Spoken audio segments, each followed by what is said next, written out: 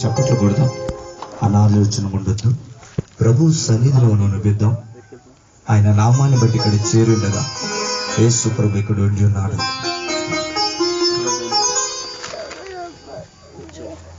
దీనుడనై నీ సన్నిధిలో మొరపెట్టుటకై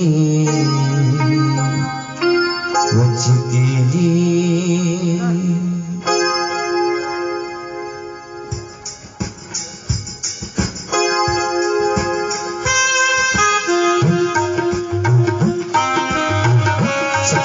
దయచేసి అందరూ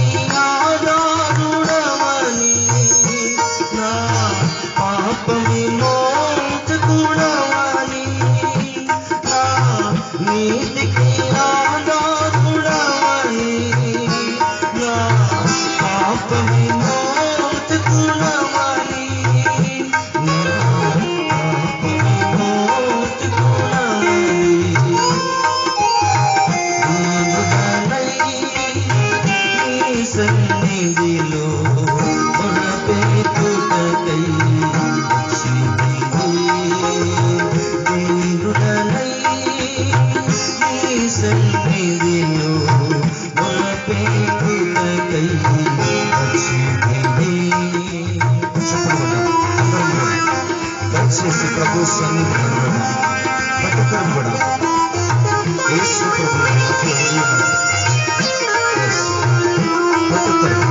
కూర్చున్న బిడ్డలు కూడా అందరూ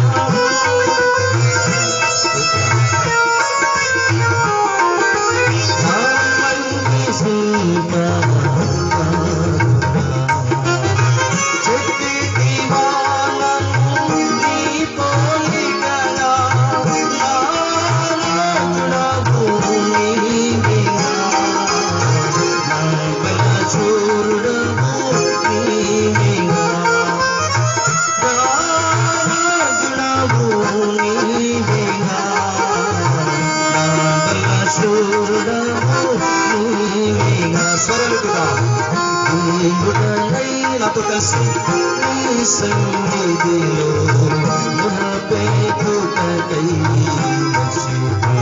అందరూ స్వరాలు సన్నిధిలో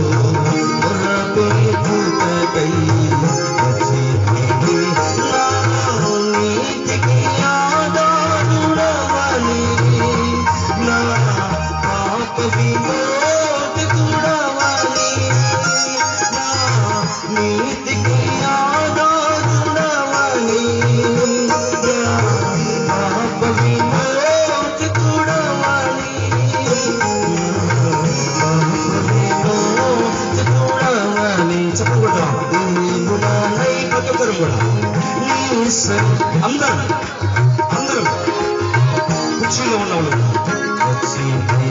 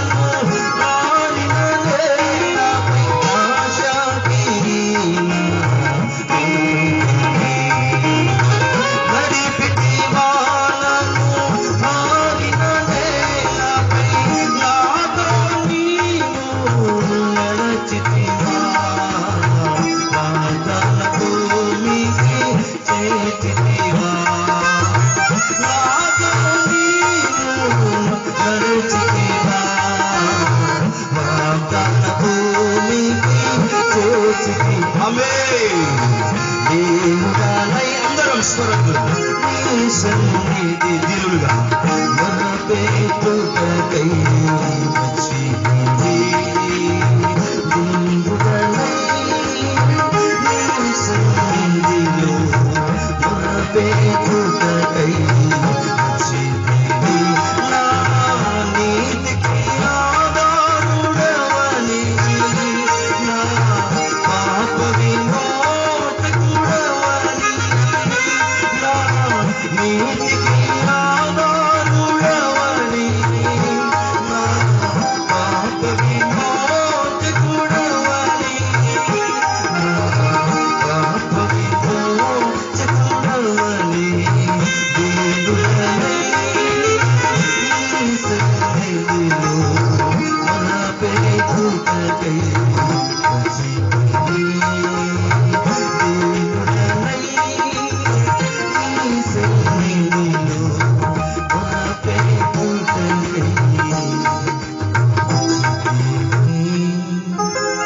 రెండు చేతులు దేవుని స్తుతించుదాం. హల్లెలూయా. కళ్ళు మూసుకుంటూ చిన్న ప్రార్థన చేసుకుందాం.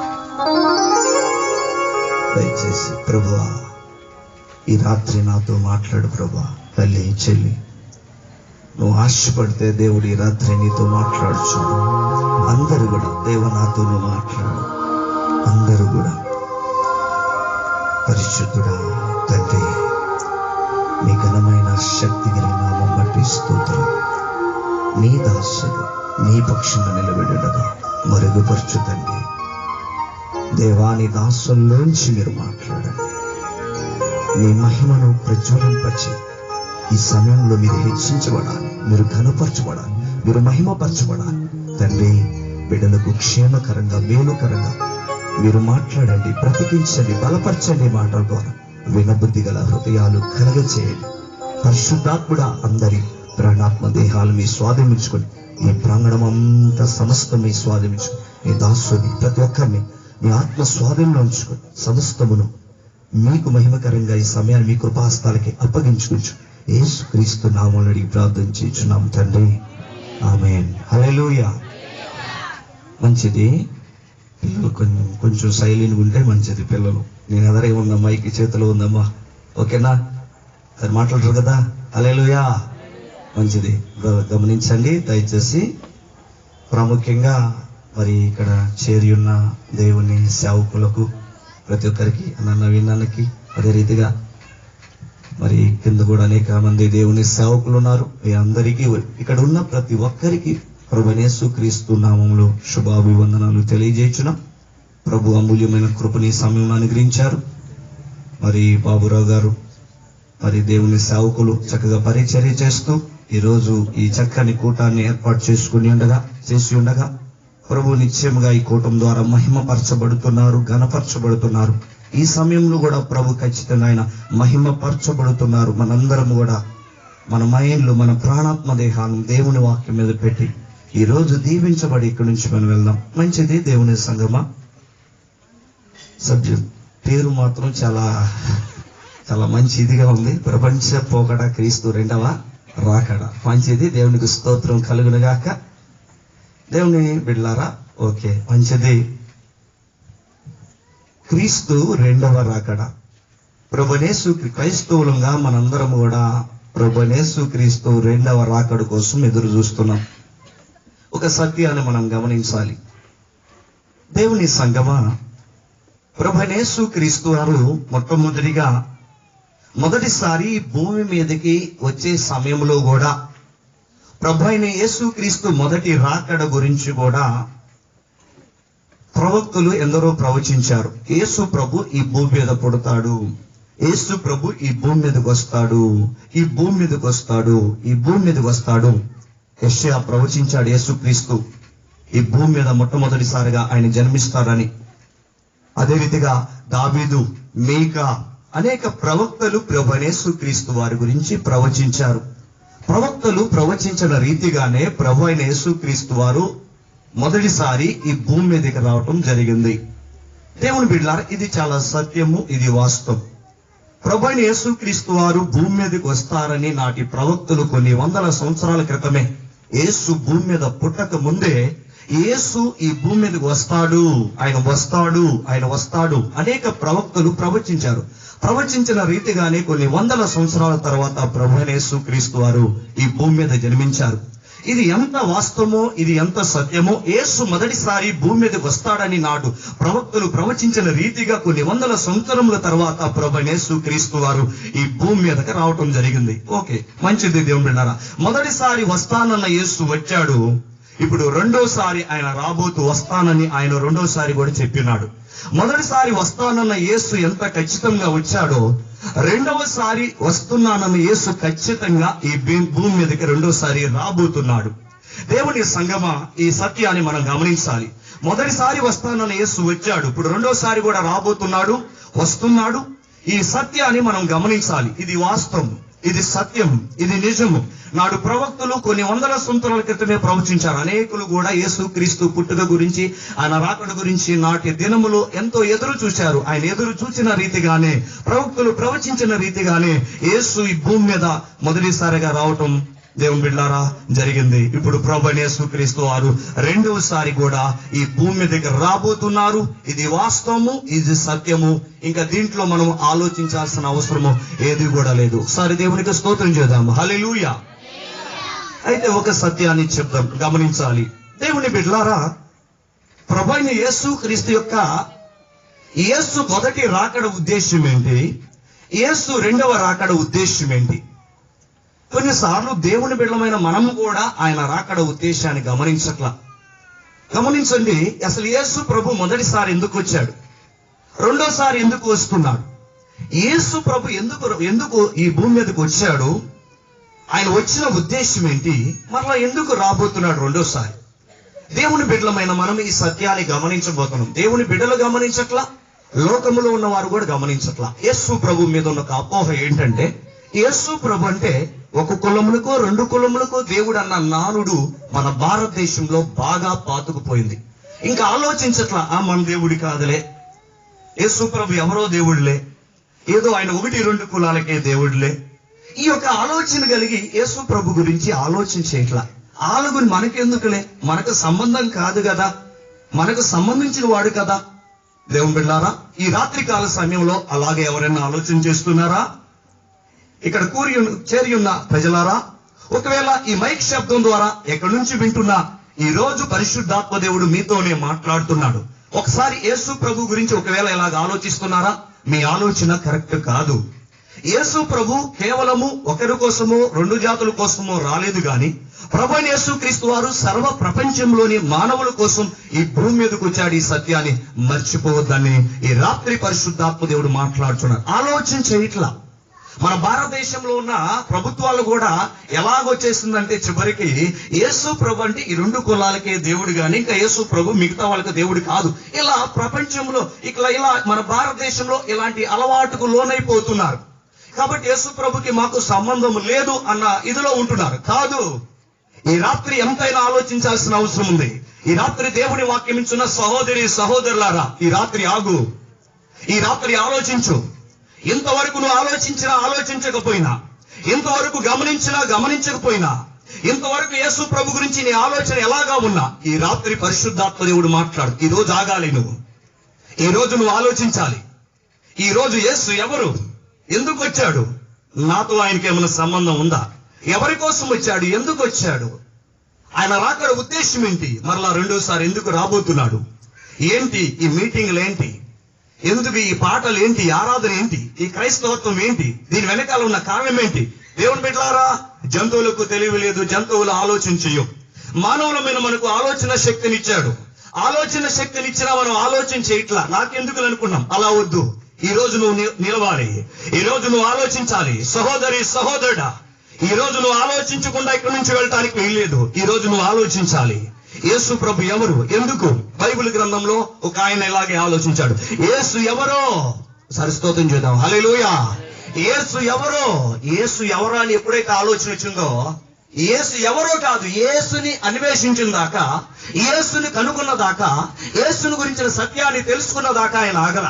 ఈ రాత్రికాల సమయంలో సహోదరుడా, ఇలాంటి ఆలోచన నీకు లేదేమో. ఈ రోజు ఆలోచించి, యేసు ఎవరు, ఎందుకు వచ్చాడు, కారణం ఏమైంది, ఈ రోజు నువ్వు ఆలోచించాలి, ఈ రోజు నువ్వు అవగాహన కలిగి ఉండాలి. అందుకే ఈ రాత్రి పరిశుద్ధాత్మ దేవుడు నీతో మాట్లాడుతున్నాడు. ముందు రెండవ రాకడికి వెళ్లే ముందు మొదటి రాకడ గురించిన ఉద్దేశం మనకు తెలిస్తే రెండవ రాకడ యొక్క ఉద్దేశం తెలిసింది. మొదటి రాకడ యొక్క ఉద్దేశం కనుక మనకు తెలియకపోతే రెండవ రాకడ ఉద్దేశం మనకు తెలియదు. ఒకసారి దేవుని స్తోత్రం చేద్దాం. హల్లెలూయా, హల్లెలూయా. ఎంతో సుందరుడమ్మ తాను, నేనెంతో మురిసిపోయాను. ఎంతో సుందరుడమ్మ తాను, నేనెంతో మురిసిపోయాను. ఎంతో సుందరుడమ్మ తాను. ధవలవర్ణుడు రత్నవర్ణుడు నా ప్రియుడు, అవని 10,000 అతి శ్రేష్ఠుడా తండు. ధవలవర్ణుడు రత్నవర్ణుడు నా ప్రియుడు, అవని 10,000 అతి శ్రేష్ఠుడా తండు.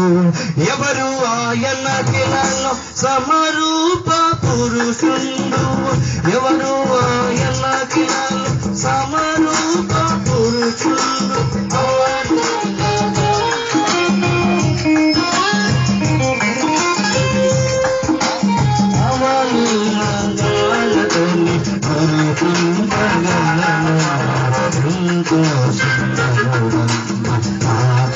అందరూ కూడా ప్రతి ఒక్కరు కూడా అందరూ జీసస్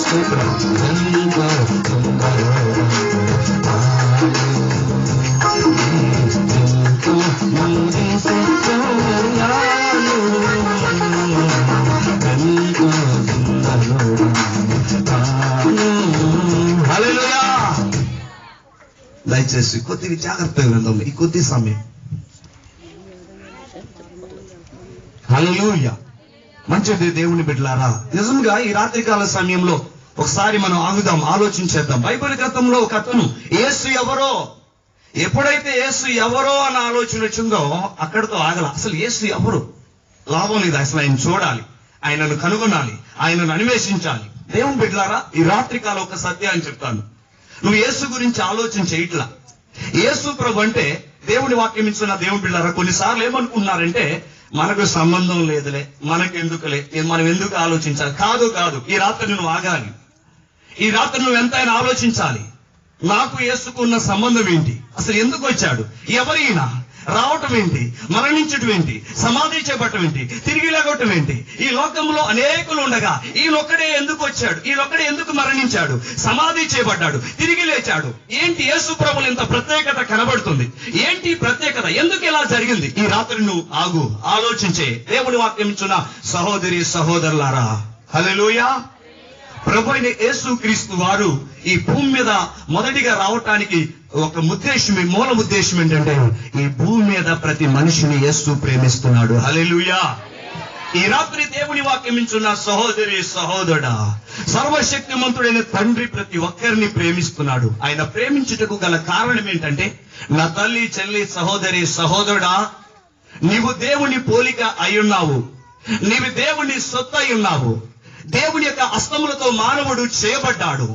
మానవుల్లో ఉన్న జీవాత్మ ఆయనది. భూమి మీద ఆయన పోలికలో ఉన్నది మరి ఏది కూడా లేదు. మనుషులమైన మనమే దేవుని పోలిక. అందుకే దేవుని బిడ్డలారా, ఆయన మానవుని చేసేటప్పుడు మన పోలిక చొప్పున నరులను చేయదము. జంతువులు ఆయన పోలిక కాదు, పక్షులు ఆయన పోలిక కాదు, భూమి మీద జీవము కలిగింది ఏది కూడా ఆయన పోలిక కాదు. సహోదరి సహోదరుడా, నీవు మానవులమైన మనము మాత్రమే ఆయన పోలిక. మానవుణ్ణి దేవుడితో స్వహస్తంతో చేశాడు. మానవులో ఉన్న ఆత్మ ఆయనది. ఒకవేళ యేసు ప్రభు నాకు సంబంధించిన వ్యక్తి కాదండి కానీ అనకపోయినా, దేవుని బిడ్డలారా, ఒక వాస్తవాన్ని గమనించాలి. నీవు మాత్రము ఆయనకు సంబంధించిన వ్యక్తివి. ఆయనకు సంబంధించిన ఆ జీవాత్మ నీలో ఉన్నది. ఈ సత్యాన్ని గమనించాలి. నీవు దేవుని పోలిక, నీలో ఉన్న ఆత్మ ఆయనది. ఈ శరీరం అశాశ్వతము. ఈ శరీరంలో నిరంతరము నీ శరీరంలో ఒక ఆత్మ ఉంది. ఆ ఆత్మకు చావు లేదు. అటువంటి ఆత్మ దేవునిది. కాబట్టి నీకు ఆయనకు సంబంధం ఉంది. దేవుని బిడ్డలారా, నా పోలికలో ఉన్న నా బిడ్డలు, నా పోలిక కలిగిన నా బిడ్డలు, నా ఆత్మ కలిగిన నా బిడ్డలు నశించిపోకూడదు. ఎందుకంటే మన ఆది పితరులైన అవ్వ ఆదాం పాపం చేసి దేవుడు ఆజ్ఞను అతిక్రమించి పాపం చేయటను బట్టి మరణంను కొని తెచ్చుకున్నారు. ఎప్పుడైతే మరణంను కొని తెచ్చుకున్నారో మానవ జాతి అంతా తప్పిపోయిన స్థితిలో, నశించిపోయే స్థితిలో, నరకాగ్ని జ్వాలలకి వెళ్లే పరిస్థితిలో ఉండగా మనుషులను ప్రేమించి ప్రభువైన యేసుక్రీస్తు వారు ఈ భూమి మీదకి ఒక మానవుడిగా వచ్చాడు. గట్టిగా స్తోత్రం చేద్దాం. హల్లెలూయా. వాస్తవానికి దేవుడు ఆత్మ, దేవుడు అగ్ని. దేవుడికి రూపం లేదు, దేవుడికి కళ్ళు ఉండవు, దేవుడికి కాళ్ళు ఉండవు, దేవుడికి చేతులు ఉండవు, దేవుడికి నరాలు ఉండవు, దేవుడికి రక్త మాంసాలు ఉండవు. ఆత్మ ఉన్న దేవుడు, అగ్ని ఉన్న దేవుడు, పరిశుద్ధుడైన దేవుడు, నీతిమంతుడైన దేవుడు. దేవుని సంగమా ఈ రాత్రి గమనించండి. వాస్తవానికి రక్త మాంసాలు ఉండవు దేవుడికి. దేవుడు ఆత్మ. అలాంటి ఆత్మ ఉన్న దేవుడు, పరిశుద్ధుడైన దేవుడు, రక్త మాంసాలు లేని దేవుడు, రక్త మాంసములు కలిగిన మానవుల మీద మనల్ని రక్షించడానికి ఈ భూమి మీద మానవుడిగా జన్మించాడు. గట్టిగా స్తోత్రం చేద్దాం. హల్లెలూయా. చప్పట్లు కొట్టి ప్రభువుని స్తుతిద్దాం. చూడండి బైబిల్ గ్రంథంలో హెబ్రీయులకు రాసిన పత్రిక 2వ అధ్యాయం 14 వచ్చిన ఒకసారి చదువుదాం. 2:14. కాబట్టి ఆ పిల్లలు రక్త మాంసములు గలవారైనందున అమ్మా ఆ ప్రకారమే మరణం యొక్క బలము గలవాణ్ణి అనగా అపవాదిని యేసుక్రీస్తు మరణము ద్వారా నశింపచేయుటకు జీవిత కాలమంతయు మరణ భయము చేత దాస్యములకు లోబడిన వారిని విడిపించుటకును ఆ రక్త మాంసములో పాలివాడైన. గట్టిగా స్తోత్రం చేద్దాం. హల్లెలూయా. రక్త మాంసముల్లో పాలివాడైన. ఎందుకని? కాబట్టి ఆ పిల్లలు రక్త మాంసములు గలవారైనందున, అంటే మానవులమైన మనం రక్తము మాంసములు గలవారమైనందున, రక్త మాంసాలు లేని దేవుడు, ఆత్మయున్న దేవుడు, అగ్ని అయ్యున్న దేవుడు, శరీరం లేని దేవుడు, రక్త మాంసములు కలిగిన నిన్ను నన్ను రక్షించడానికి రక్త మాంసాలు ధరించుకొని మానవుడిగా ఈ భూమి మీదకి వచ్చాడు. హల్లెలూయా. ఎందుకో తెలుసా? ఈ సత్యాన్ని గమనించాలి. కొన్నిసార్లు దేవుని బిడ్డలమైన మనకు కూడా ఈ సత్యం తెలియట్లా. ప్రభు దగ్గరికి వెళ్తాం, ప్రభు సన్ని వెళ్తాం, దేవుని సన్ని వెళ్తూ ఉంటాం. క్రీస్తు యేసు వచ్చిన ఆ మూల అంశం అనేది మనం గ్రహించిన వారిగా ఉంటున్నాం. దేవుని బిడ్డలారా, యేసు క్రీస్తు రక్త మాంసములు కలిగిన వాడిగా వచ్చాడు. ఎందుకంటే ఆయన పరిశుద్ధుడు, ఆకారం లేనివాడు, ఆత్మ ఉన్నవాడు. కానీ ఆ రక్త మాంసములు ధరించుకున్న మనల్ని రక్షించడానికి రక్త మాంసాలు గల వాడిగా వచ్చినట్లుగా ఈ వాక్య భాగంలో స్పష్టంగా చూస్తున్నాం. ఎందుకంటే మానవుడు జీవితకాలం అంతా మరణ భయములో ఉన్నాడు. గమనించండి, ఎలా ఉన్నాడండి? మానవుడు జీవితకాలం అంతా మరణ భయములో ఉన్నాడు, దాస్యములో ఉన్నాడు, అపవాది బంధకాల్లో ఉన్నాడు, అపవాది చేతిలో ఉన్నాడు. ఇప్పుడు అపవాది చేతిలో ఎవరైతే ఉంటారో, అపవాది బంధకాల్లో ఎవరైతే ఉంటారో, అపవాదైన సాతాను ఎక్కడుంటారో మరణించిన తర్వాత ఆ బిడ్డలందరూ కూడా అపవాది ఉండే స్థలంలో ఉంటారు. దేవుని బిడ్డలారా గుర్తుపెట్టుకోండి, అపవాది రాజ్యంలో ఎవరైతే ఉంటారో, ఎందుకంటే అపవాదికి దాసోహం అయిపోయారు, అపవాదికి బానిసలు అయిపోయారు, అపవాది చేతిలో ఉన్నారు, అపవాది రాజ్యంలో ఉన్నారు. ఇప్పుడు అపవాదైన సాతాను ఎక్కడుంటారో ఇప్పుడు మానవులమైన మనం కూడా అక్కడికే ఉండాలి. అపవాదైన సాతానికి దేవుడు ఆ యొక్క నరకాగ్ని జ్వాలను సిద్ధపరిచాడు. అందుకే మత్తయి సువార్త అంటాడు, అపవాదికి నీ వాని దూతలకు నువ్వు సిద్ధపరచబడిన నరకాగ్ని. మనకు కాదు నరకం అండి, మనకు కాదు నరకం. అపవాదికి వాని దూతలకు నరకాగ్ని సిద్ధపరిచాడు. ఇప్పుడు ఏం జరుగుతుందో తెలుసా? అపవాదైన సాతానుడు మనల్ని వాడి దాస్యంలో ఉంచుకొని మరణ భయం చేత మనము భయపడుతూ వాడి దాస్యంలో ఉండి, వాడి రాజ్యంలో ఉండి, వాడి ఆధీనంలో ఉండి, వాడి చేతిలో ఉండటం వలన మన జీవితాలు ఏమవుతున్నాయి అంటే వాడితో పాటు నిత్య నరకాగ్ని జ్వాలలోకి మనం కూడా వెళ్ళిపోయే పరిస్థితులు ఉన్నాయి. ఇలాంటి పరిస్థితుల్లో ఉన్న మనల్ని, సాతానిక రాజ్యంలో ఉన్న మనల్ని, అపవాది బంధకాల్లో ఉన్న మనల్ని తప్పించడం కొరకు, విడిపించడం కొరకు ఆయనే మానవుడిగా ఈ లోకానికి వచ్చాడు. అందుకే దేవుడి వాక్యం ఇలా సెలవిస్తున్నాడు, దేవుడు లోకమును ఎంతో ఎంతో అంటే సరిహద్దులు లేవు. హల్లెలూయా. దేవుడు లోకం ఎంతో ప్రేమించాడు. ఏం చేశాడు? ప్రేమించి కాగా ఆయన తన అద్వితీయ కుమారునిగా పుట్టిన వాడిని విశ్వాసం ఉంచు ప్రతి వాడు నశింపక నిత్య జీవం పొందినట్లు ఆయనను అనుగ్రహించాడు. ఎవరిని? యేసుని అనుగ్రహించాడు. హల్లెలూయా. యేసుని అనుగ్రహించాడు. ఎందుకో తెలుసా? మానవుడు నశింపకూడదని, మానవుడు నిత్యజీవం వెళ్ళాలని, మానవుడు దేవునితో పాటు ఉండాలని. ఎందుకు ఇదంతా ఇంత ఆరాటం? దేనికి? ఏంటండి ఆయనకి అంత బాధ? హల్లెలూయా. ఎందుకు ఆయనకి ఇంత బాధ? సహోదరి సహోదరుడు ఒకసారి ఆలోచించి, ఎందుకు ఇంత రిస్క్ తీసుకున్నాడు దేవుడు? ఆయనకి ఎందుకు ఈ బాధ? ఎంత రిస్క్ తీసుకోవాలా? ఎంత జాగ్రత్త తీసుకోవాలా? ఇన్ని విషయాలు మానవుడి కోసం ఇంత ఇది కలిగి ఉండాలా? దేవుని బిడ్డ ఒకసారి ఆలోచించేయండి. నేను మొట్టమొదటిగా చెప్పా, నీవు దేవుని పోలిక, నీలో ఉన్న ఆత్మ ఆయనది. మానవుడి దేవుడితో స్వహస్తంతో చేశాడు. నువ్వు ఆయనకి సంబంధించిన వ్యక్తి. అయ్యో నా పోలికలో ఉన్న నా బిడ్డలు, నమ్మగలిగిన నా బిడ్డలు నిత్య నరకాగ్ని జ్వాలల్లో యుగ యుగాలు యాత్ర పడాల్సిన పరిస్థితి వచ్చింది. అయ్యో, నా బిడ్డలు ఆ పరిస్థితుల్లో ఉండటానికి వీల్లేదు. నా బిడ్డలు నరకాగ్ని జ్వాలల్లో ఉండడానికి వీల్లేదు. వాటిలో నుంచి బయటికి రావాలి. నా పోలికలో ఉన్న నా బిడ్డలు నాతో ఉండవలసింది పోయి అపవాది రాజ్యంలో అపవాదితో పాటు యుగ యుగాలు నరకంలో యాత్ర పడే పరిస్థితుల్లో ఉండటానికి వీల్లేదు. అందుకనే ఈ లోకాన్ని ప్రేమించి తండ్రి తన కుమారుని నీ కొరికే నా కొరికే సమస్త మనుషుల కొరకు ఈ భూమి మీదకి ప్రభు అయిన యేసుక్రీస్తు వారి భూమి మీద రావడం జరిగింది. చప్పలు కొట్టి ప్రభుని కనపడతాం. హల్లెలూయా, జీసస్. అవును దేవుని బిడ్డలారా, అవును, ఎంతగా నిన్ను ప్రేమిస్తున్నాం తెలుసా. మనం నశించుకోకూడదని, నరకంలో వెళ్ళిపోకూడదని మన కోసమే ఆయన రక్త మాంసంలో పాలువాడైనట్లుగా చూస్తున్నాం. మరొకసారి ఈ లేఖన భాగం కనుక చదివినట్లయితే ఎబ్రీ రాసిన పత్రిక 2:14 చదువుతాం. కాబట్టి ఆ పిల్లలు ఆ ప్రకారమే చూడండి అమ్మ, మరణం యొక్క బలము గలవాణిని అనగా అపవాదిని. ఎవరి మరణం ద్వారా?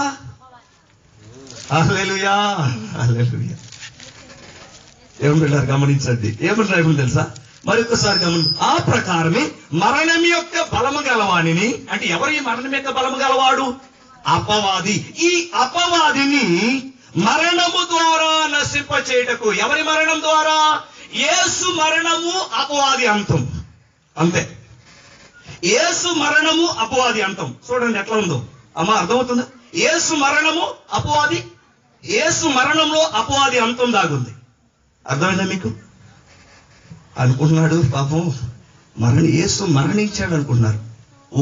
నో నో నో నో, యేసు మరణం అది. చూడండి మరలా అపవాదిని అనగా, చూడండి చదవండి మరి ఒకసారి. మరణము ద్వారా నశింప చేయుటకు. రెండవదిగా చూడండి, రెండు కార్యాలు జరుగుతున్నాయి. యేసు మొదటి రాకడ ఉద్దేశం తెలియాలి. రెండో దాంట్లోకి వెళ్ళాలంటే జీవిత కాలమంతయు మరణ భయము చేత దాస్యమునకు లోబడిన వారిని విడిపించుటకును యేసుక్రీస్తు కూడా రక్త మాంసములో పాలివాడాడు. గట్టిగా స్తోత్రం చేద్దాం. హల్లెలూయా. యేసు భూమి మీద రావడానికి రెండు మూల ఉద్దేశాలు గమనించాలి. ఒకటి అపవాది అంతం, రెండు మానవుని రక్షణ. ఒక్క దెబ్బలో రెండు పెట్లు.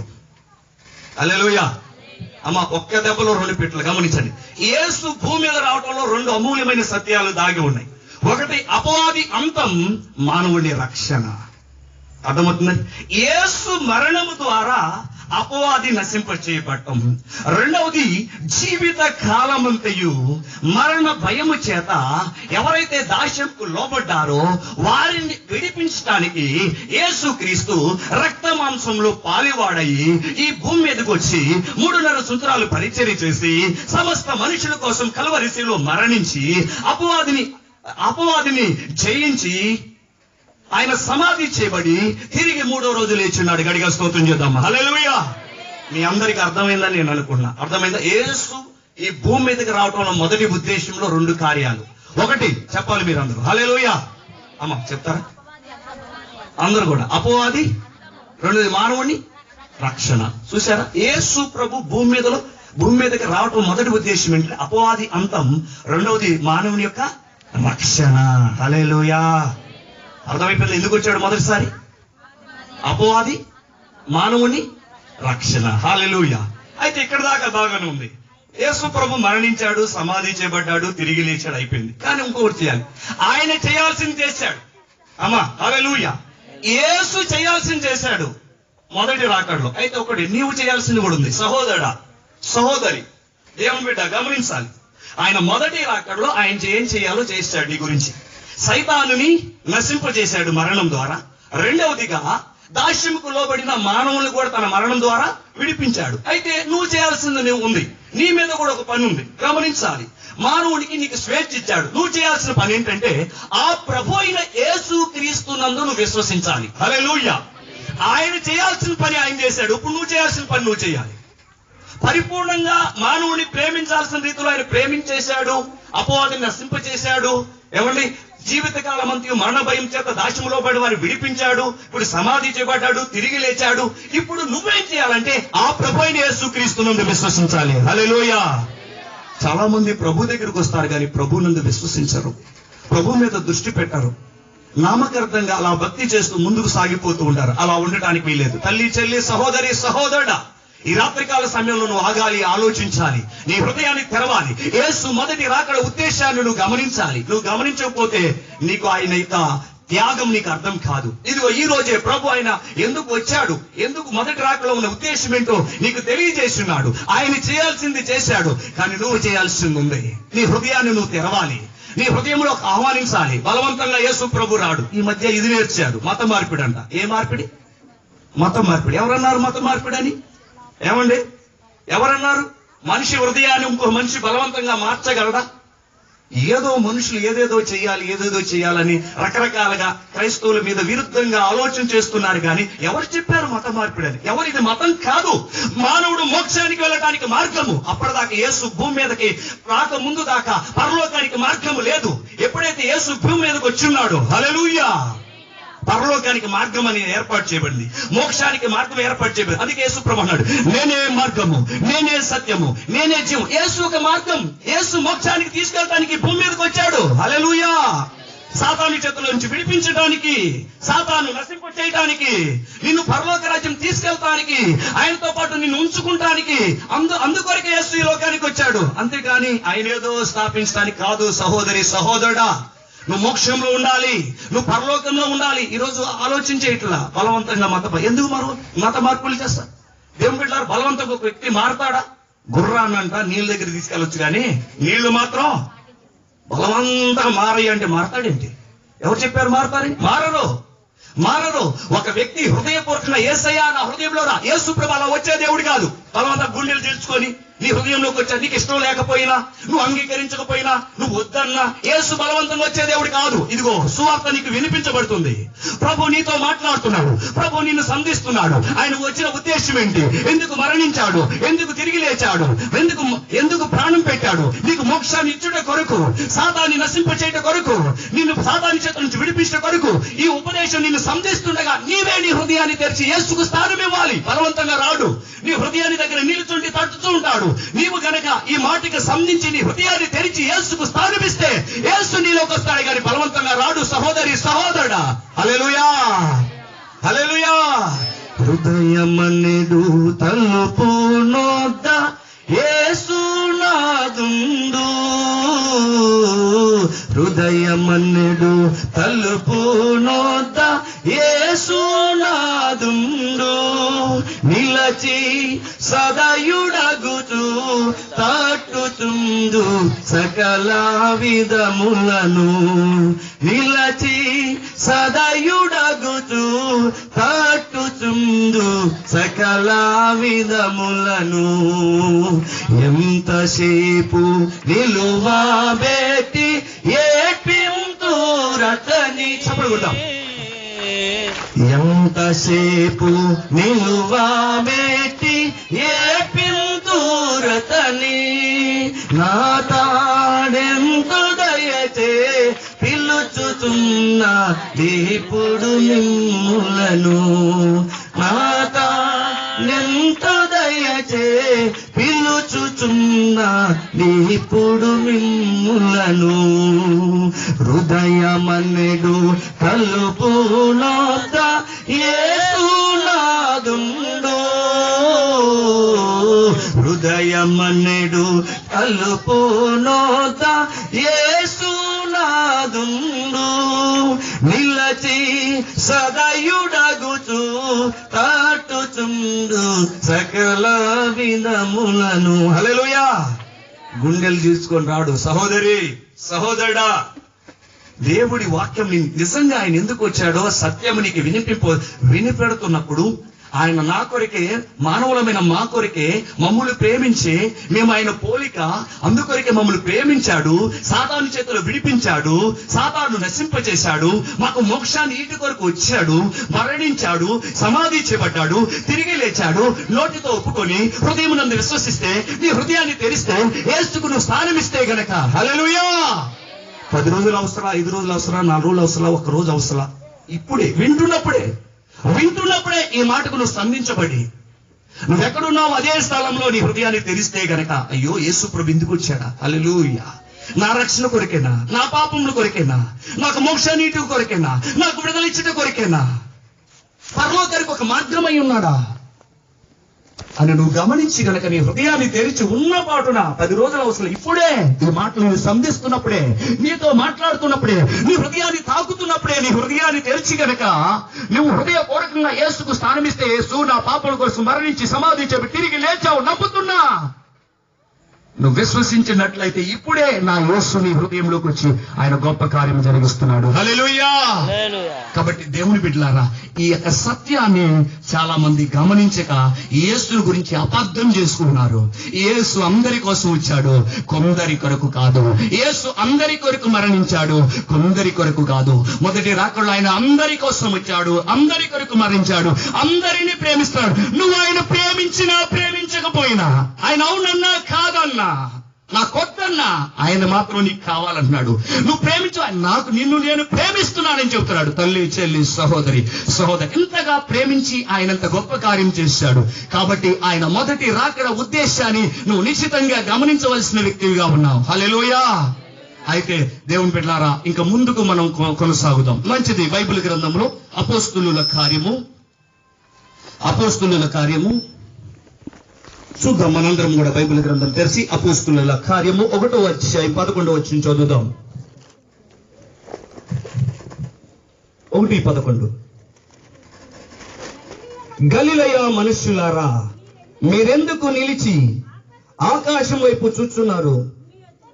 మీ యొద్ద నుండి పరలోకమునకు చేర్చుకొనబడిన ఈ యేసే ఏ రీతిగా పరలోకమునకు వెలుట మీరు చూచితిరో, ఆ రీతిగానే ఆయన తిరిగి వచ్చునని వారితో చెప్పి గట్టిగా స్తోత్రం చేద్దాం. హల్లెలూయా. దేవుని బిడ్డలారా, ప్రభువైన యేసుక్రీస్తు వచ్చిన మొదటి ఉద్దేశం అయిపోయింది. ఆయన మరణించాడు, సమాధి చేయబడ్డాడు, తిరిగి లేచాడు, 40 రోజులు తన శిష్యులకు అనేకులకు కనబడ్డాడు. ఇప్పుడు ఆయన తిరిగి లేచి ఆరోహణమయ్యాడు. ఆరోహణమైన తర్వాత శిష్యులు అదే పనిగా చూస్తూ ఉన్న సమయంలో ఒక దేవదూత మాట్లాడుతుంది. గలిలయ మనుషులారా, మీరెందుకు తేరి ఆకాశం వైపు చూచుతున్నారు? మీ యొద్ద నుండి ఈ పరలోకమునకు కొనబడిన ఈ యేసే ఏ రీతిగా అయితే కొనిపోబడ్డాడో మరలా ఆయన రాబోతున్నాడు. హల్లెలూయా. దేవుని బిడ్డలారా, గుర్తుపెట్టుకోండి, మీ కళ్ళతో చూస్తున్న ఈ యేసు మరలా రాబోతున్నాడు. నమ్ముతున్నారా? హల్లెలూయా. అయిపోయిందని చేయాల్సింది చేశాడు, అయిపోయింది. ఇప్పుడు రెండోసారి ఆయన రాబోతున్నాడు. ఇప్పుడు దేవుని బిడ్డలారా, ఈ రాకడలో ఇది చాలా మామూలు సబ్జెక్ట్ గా చాలా విషయంలో దాగుంది. నేను క్లుప్తంగా కొన్ని విషయాలు మాత్రమే చెప్తాను దేవుని బిడ్డలారా. అయితే ఈ రాకడలో ఒకటి మధ్యాకాశంలోకి వచ్చేది ఉంది, 2 భూమి మీదకి వచ్చేది ఉంది. రెండో రాకడలో మధ్యాకాశంలోకి వచ్చేది ఉంది, భూమి మీదకి వచ్చేది ఉంది. దేవుని బిడ్డలారా, ఏది ఏమైనా ఒక సత్యాన్ని మాత్రం గమనిద్దాం. మొదటిసారి వచ్చాడు యేసు, రెండోసారి కూడా రాబోతున్నాడు అన్న సత్యాన్ని మనం గమనించాలి. ఈ సత్యాన్ని ఈ యొక్క శిష్యులతో దేవదూత మాట్లాడుతుంది. మీ దగ్గర నుంచి కొనిపోబడిన ఈ యేసు మరలా తిరిగి రాబోతున్నాడు అన్న సత్యాన్ని దేవుని బిడ్డలారా ఈ వాక్య భాగంలో మనకు తెలియబడుతుంది. అయితే యేసుక్రీస్తు రెండోసారి రాబోతున్నాడు. దేవుని బిడ్డలారా, ఒక సత్యాన్ని గమనించాలి. యేసుక్రీస్తు రెండోసారి రాబోతున్న సమయంలో ఒకటి మధ్యాకాశంలోకి ఆయన రాబోతున్నాడు. దేనికోసము? సంఘము కోసం మధ్యాకాశంలో రాబోతున్నాడు. అయితే సంఘమా, ఒక సత్యాన్ని గమనించాలి. యేసు మధ్యాకాశంలో రాబోతున్నాడు, అటు తర్వాత భూమి మీదకు కూడా ఆయన రాబోతున్నాడన్న వాక్య సత్యాలు మనకు తెలియబడుతున్నాయి. అయితే ఒక సత్యాన్ని గమనిద్దాం. ఆయన మధ్యాకాశంలోకి వస్తున్నాడు, భూమి మీదకు వస్తున్నాడు. అయితే సంఘముగా ఉన్న మనము సిద్ధపాటు కలిగిన వారిగా ఉండాలి. సంఘముగా ఉన్న మనము మేలుకొల్పు కలిగిన వారై ఉండాలి, మెలకు కలిగిన వారమై ఉండాలి, నిబ్బరము కలిగిన వారమై ఉండాలి, ప్రభు రాకడ కొరకు కనిపెట్టుకున్న వారమై ఉండాలి. ఒక సత్యాన్ని గమనించాలి. చాలా మంది క్రైస్తవులుగా మనకి ఆలోచన ఏంటంటే, నేను ప్రభు దగ్గరికి వెళ్ళిపోతున్నా, మారు మనసు పొందా, నేను బాప్తిసం తీసుకున్నా, ఇంకా డైరెక్ట్ గా పరలోకం వెళ్ళిపోతా అనుకోబాకు దేవుని బిడ్డ. హల్లెలూయా. నువ్వు అంతం వరకు సహించాలి, రెండోది నువ్వు ఫలించాలి. ఒకసారి చప్పట్లు కొట్టి ప్రభుని కనపడదాం. నువ్వు ఫలించాలి. నువ్వు ఫలించకుండా ఎత్తబడవు. నువ్వు ఫలించకుండా పరలోకానికి వెళ్ళటానికి కూడా నీకు అవకాశం లేదు. ఒక వాక్యాన్ని చూపిస్తాను చూడండి. బైబిల్ గ్రంథంలో మత్తయి సువార్త 3వ అధ్యాయము మత్తయి సువార్త 3వ అధ్యాయము చూడండి, 10వ వచనం చదువుదాం. ఇప్పుడే గొడ్డలి చెట్టు వేరును ఉంచబడి ఉన్నది గనుక మంచి ఫలము ఫలింపని ప్రతి చెట్టును నరకబడి అగ్నిలో వేయబడును. ఒక విషయం గమనించాలి దేవుని బిడ్డలారా, ఎవరి గురించి చెప్తున్నారు? అది నాడు యూదులకి వారికి మాత్రమే కాదు, నేడు మనకు కూడా ఈ మాట వర్తించింది. ఈ సత్యాన్ని గమనించాలి.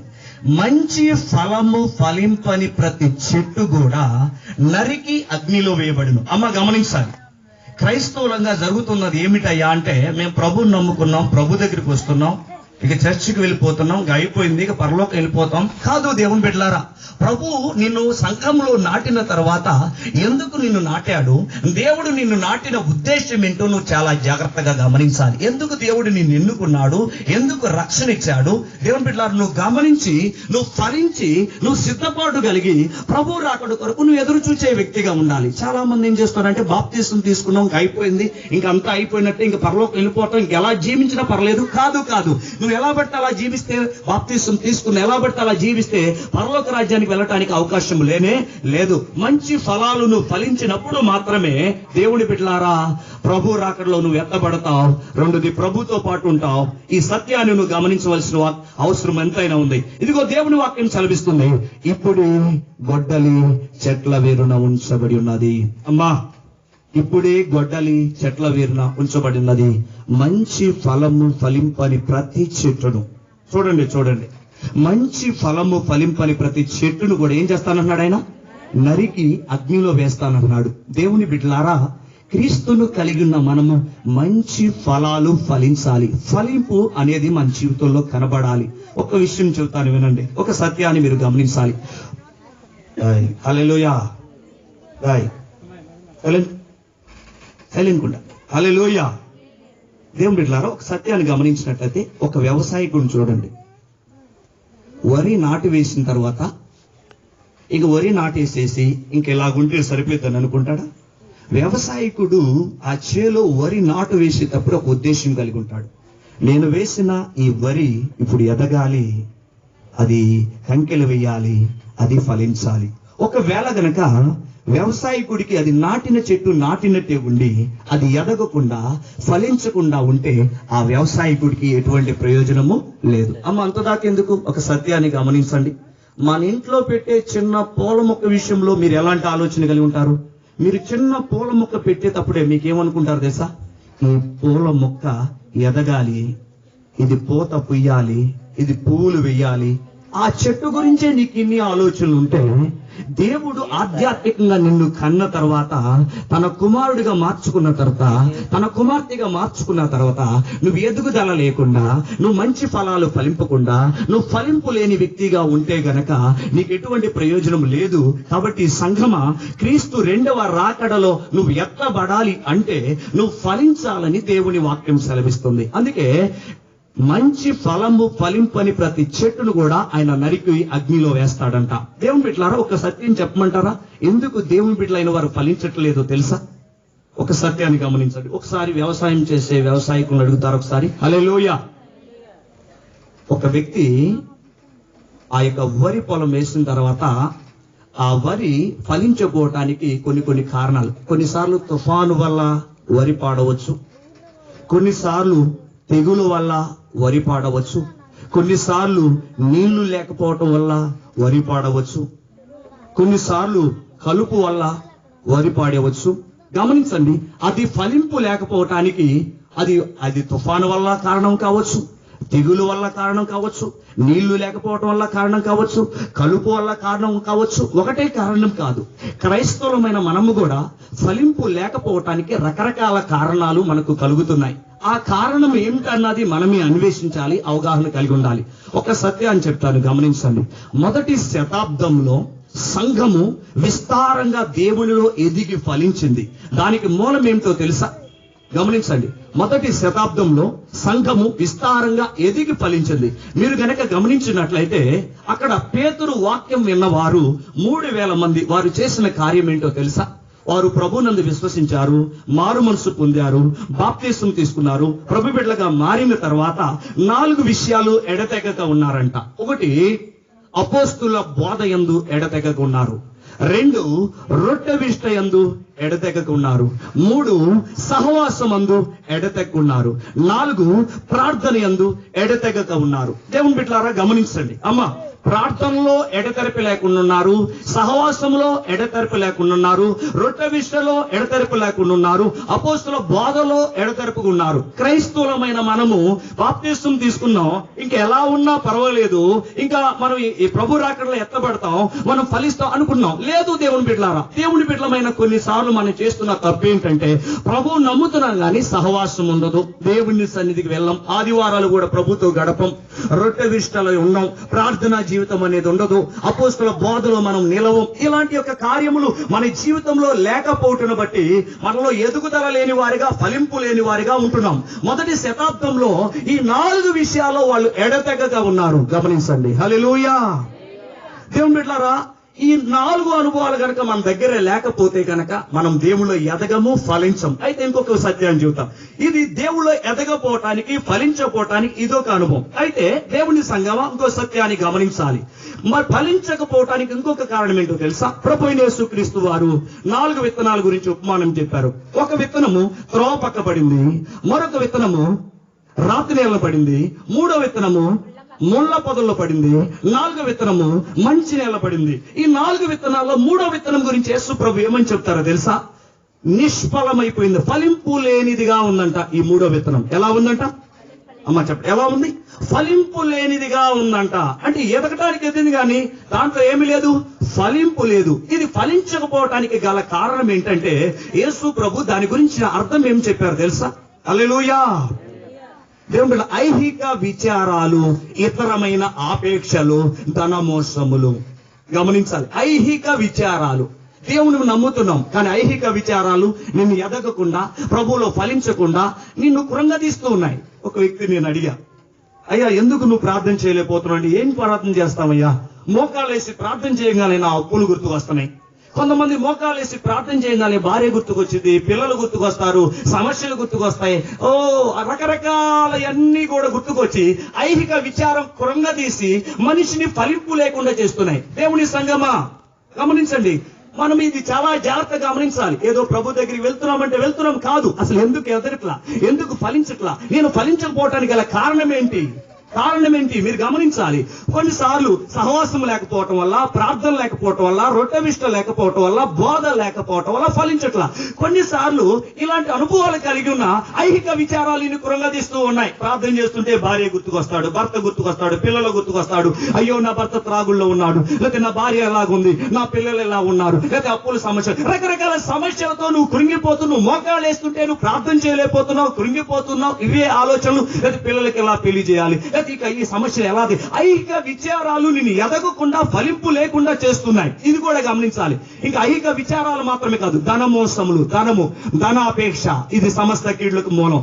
ధనం కూడా నిన్ను ప్రభులో ఎదగకుండా చేస్తుంది. ఎంత మాత్రమే కాదు, ఇతరమైన ఆపేక్షలు, శరీరాశ, నేత్రాశ, జీవపు డమ్మం. దేవుని సన్నిధి కొన్నిసార్లు వస్తూ ఉంటాం. శరీరాశ నిన్ను ఫలింపు లేకుండా చేస్తుంది, నేత్రాశ నిన్ను ఫలింపు లేకుండా చేస్తుంది, జీవపు డమ్మం నిన్ను ఫలింపు లేకుండా చేస్తుంది. ఇలాగ నువ్వు ఎదగలేకపోవటానికి ఇది ఒక కారణమైంది. నీ కంటి ద్వారా, నీ ఆలోచన ద్వారా, నీ నడవడి ద్వారా, నీ మాట ద్వారా, నీ శరీరం ద్వారా దేవుని బిడ్డలారా ఆపేక్షలు, కోరికలు రేగుతూ నిన్ను అనగద్రొక్కుతూ నువ్వు ప్రభులో ఎదగకుండా, ఫలించకుండా ఒక అడ్డుగా మారుతున్న ఈ సత్యాన్ని గమనించాలి. హల్లెలూయా. సంఘం ఫలించాలి. దేవుని సంఘం ఒక సత్యాన్ని చెప్తాను వినండి. దేవుడికి ఆయుధం సంఘమే. హల్లెలూయా.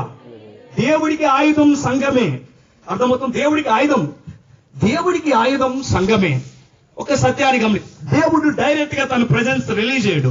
దేవుడు తన ప్రెజెన్స్ రిలీజ్ చేయాలంటే సంఘాన్ని బేస్ చేసుకుని సంఘంలోంచి లోకానికి తాను ప్రత్యక్షపరుచుకుంటాడు. ఇప్పుడు లోకము దేవుని దగ్గరికి రావాలంటే, లోకము ప్రభు దగ్గరికి రావాలంటే సంఘము ద్వారానే లోకము దేవుణ్ణి గుర్తించగలదు. ఓల్డ్ టెస్ట్మెంట్ లో ఇజ్రాయేలీల ద్వారా సర్వ ప్రపంచానికి తానేంటో బయలుపరుచుకున్న దేవుడు, న్యూ టెస్ట్మెంట్ లో క్రీస్తు రక్తం ద్వారా కడగబడిన నీ ద్వారా దేవుడు సర్వ ప్రపంచానికి తను పరిచయం చేసుకొని ఆశపడుతున్నాడు. కానీ సంఘం ఫలింపు లేదు, సంఘం ఎదుగుదల లేదు, సంఘం దేవుని చేతిలో ఉంట్లా.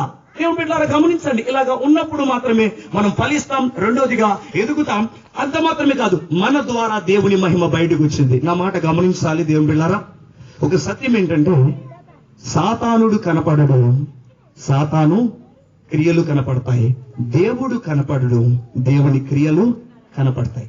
ఇప్పుడు దేవుడు కనపడగానే కనబడే సంఘము ద్వారా, కనబడే విశ్వాసి ద్వారా, కనబడే క్రీస్తు రక్తంలో కడగబడిన నీ ద్వారా ప్రభు తన ప్రెజెన్స్ రిలీజ్ చేస్తాడు. దేవుడు డైరెక్ట్ గా ఏం చేయడు, సంఘము ద్వారా తన ప్రెజెన్స్ రిలీజ్ చేస్తాడు. అలాంటిది సంఘము సిద్ధపాటు లేకుంటే, సంఘము ఎదగకపోతే, సంఘం ఫలించకపోతే దేవుడికి మహిమ కలగదు. రేపు క్రీస్తు రెండవ రాకడలో ఎత్తబడదు, విడువబడిన సంఘంగా ఉండిద్ది. అలా ఉండటానికి వీల్లేదు దేవుని బిడ్డలారా, అలా ఉండటానికి వీల్లేదు. విడవబడిన సంఘం కాదు గాని ఎత్తబడే సంఘంగా, ఎత్తబడే వారిగా, క్రీస్తు రాకడలో ఎదుర్కొనే వారిగా ఉండాలి. కాబట్టి దేవుని బిడ్డలారా, ఫలించాలి, దేవుని చేతిలో ఉండాలి, దేవుని చేతిలో ఆయుధంగా మారాలి. దేవుని చేతిలో ఉన్న నీ ద్వారా, సంఘం ద్వారా, విశ్వాసి ద్వారా ప్రభు లోకానికి తానేంటో, తన శక్తి ఏంటో, తన బలమేంటో, తన మహిమేంటో బయలుపరుచుకుంటాడు. ఇందాక చెప్పాను, ఓల్డ్ టెస్ట్మెంట్ లో ఇజ్రాయేలీల ద్వారా సర్వ ప్రపంచానికి తానేంటో రుజువు చేసుకున్నాడు. ఈ న్యూ టెస్ట్మెంట్ లో సంఘము ద్వారా, తన రక్తంలో కడబడిన సంఘం ద్వారా తన ప్రెజెన్స్ ని లోకానంతనే తెలియజేసుకున్నాడు. ఎలాంటి టైంలో సంఘం ఎదగాలి, సంఘం దేవుని చేతిలో ఉండాలి, సంఘం ఫలించాలి. అప్పుడే ప్రభు మహిమ సంఘం ద్వారా బయలుపరచబడింది. రేపు క్రీస్తు రెండవ రాకడలో సంఘం ఎత్తబడింది. గట్టిగా స్తోత్రం చేద్దాం. హల్లెలూయా, హల్లెలూయా. కాబట్టి దేవుని సంఘమా, ఈ సత్యాన్ని గమనించండి. యేసు మొదటిసారి వస్తానన్నాడు, వచ్చాడు. యేసు రెండవసారి రాబోతున్నాడు. ఆయన రాకడకు సంఘము ప్రతి ఒక్కరూ సిద్ధపాటు కలిగి ఉండాలని ఈ రాత్రి ప్రభు తన వాక్యం ద్వారా మనతో మాట్లాడుతున్నారు. హల్లెలూయా. దేవుని సంఘమా గమనించండి. అయితే ఈ యొక్క సమయంలో కొన్ని సత్యంలో నేను తెలియజేసి నేను ముగించాలనుకున్నా.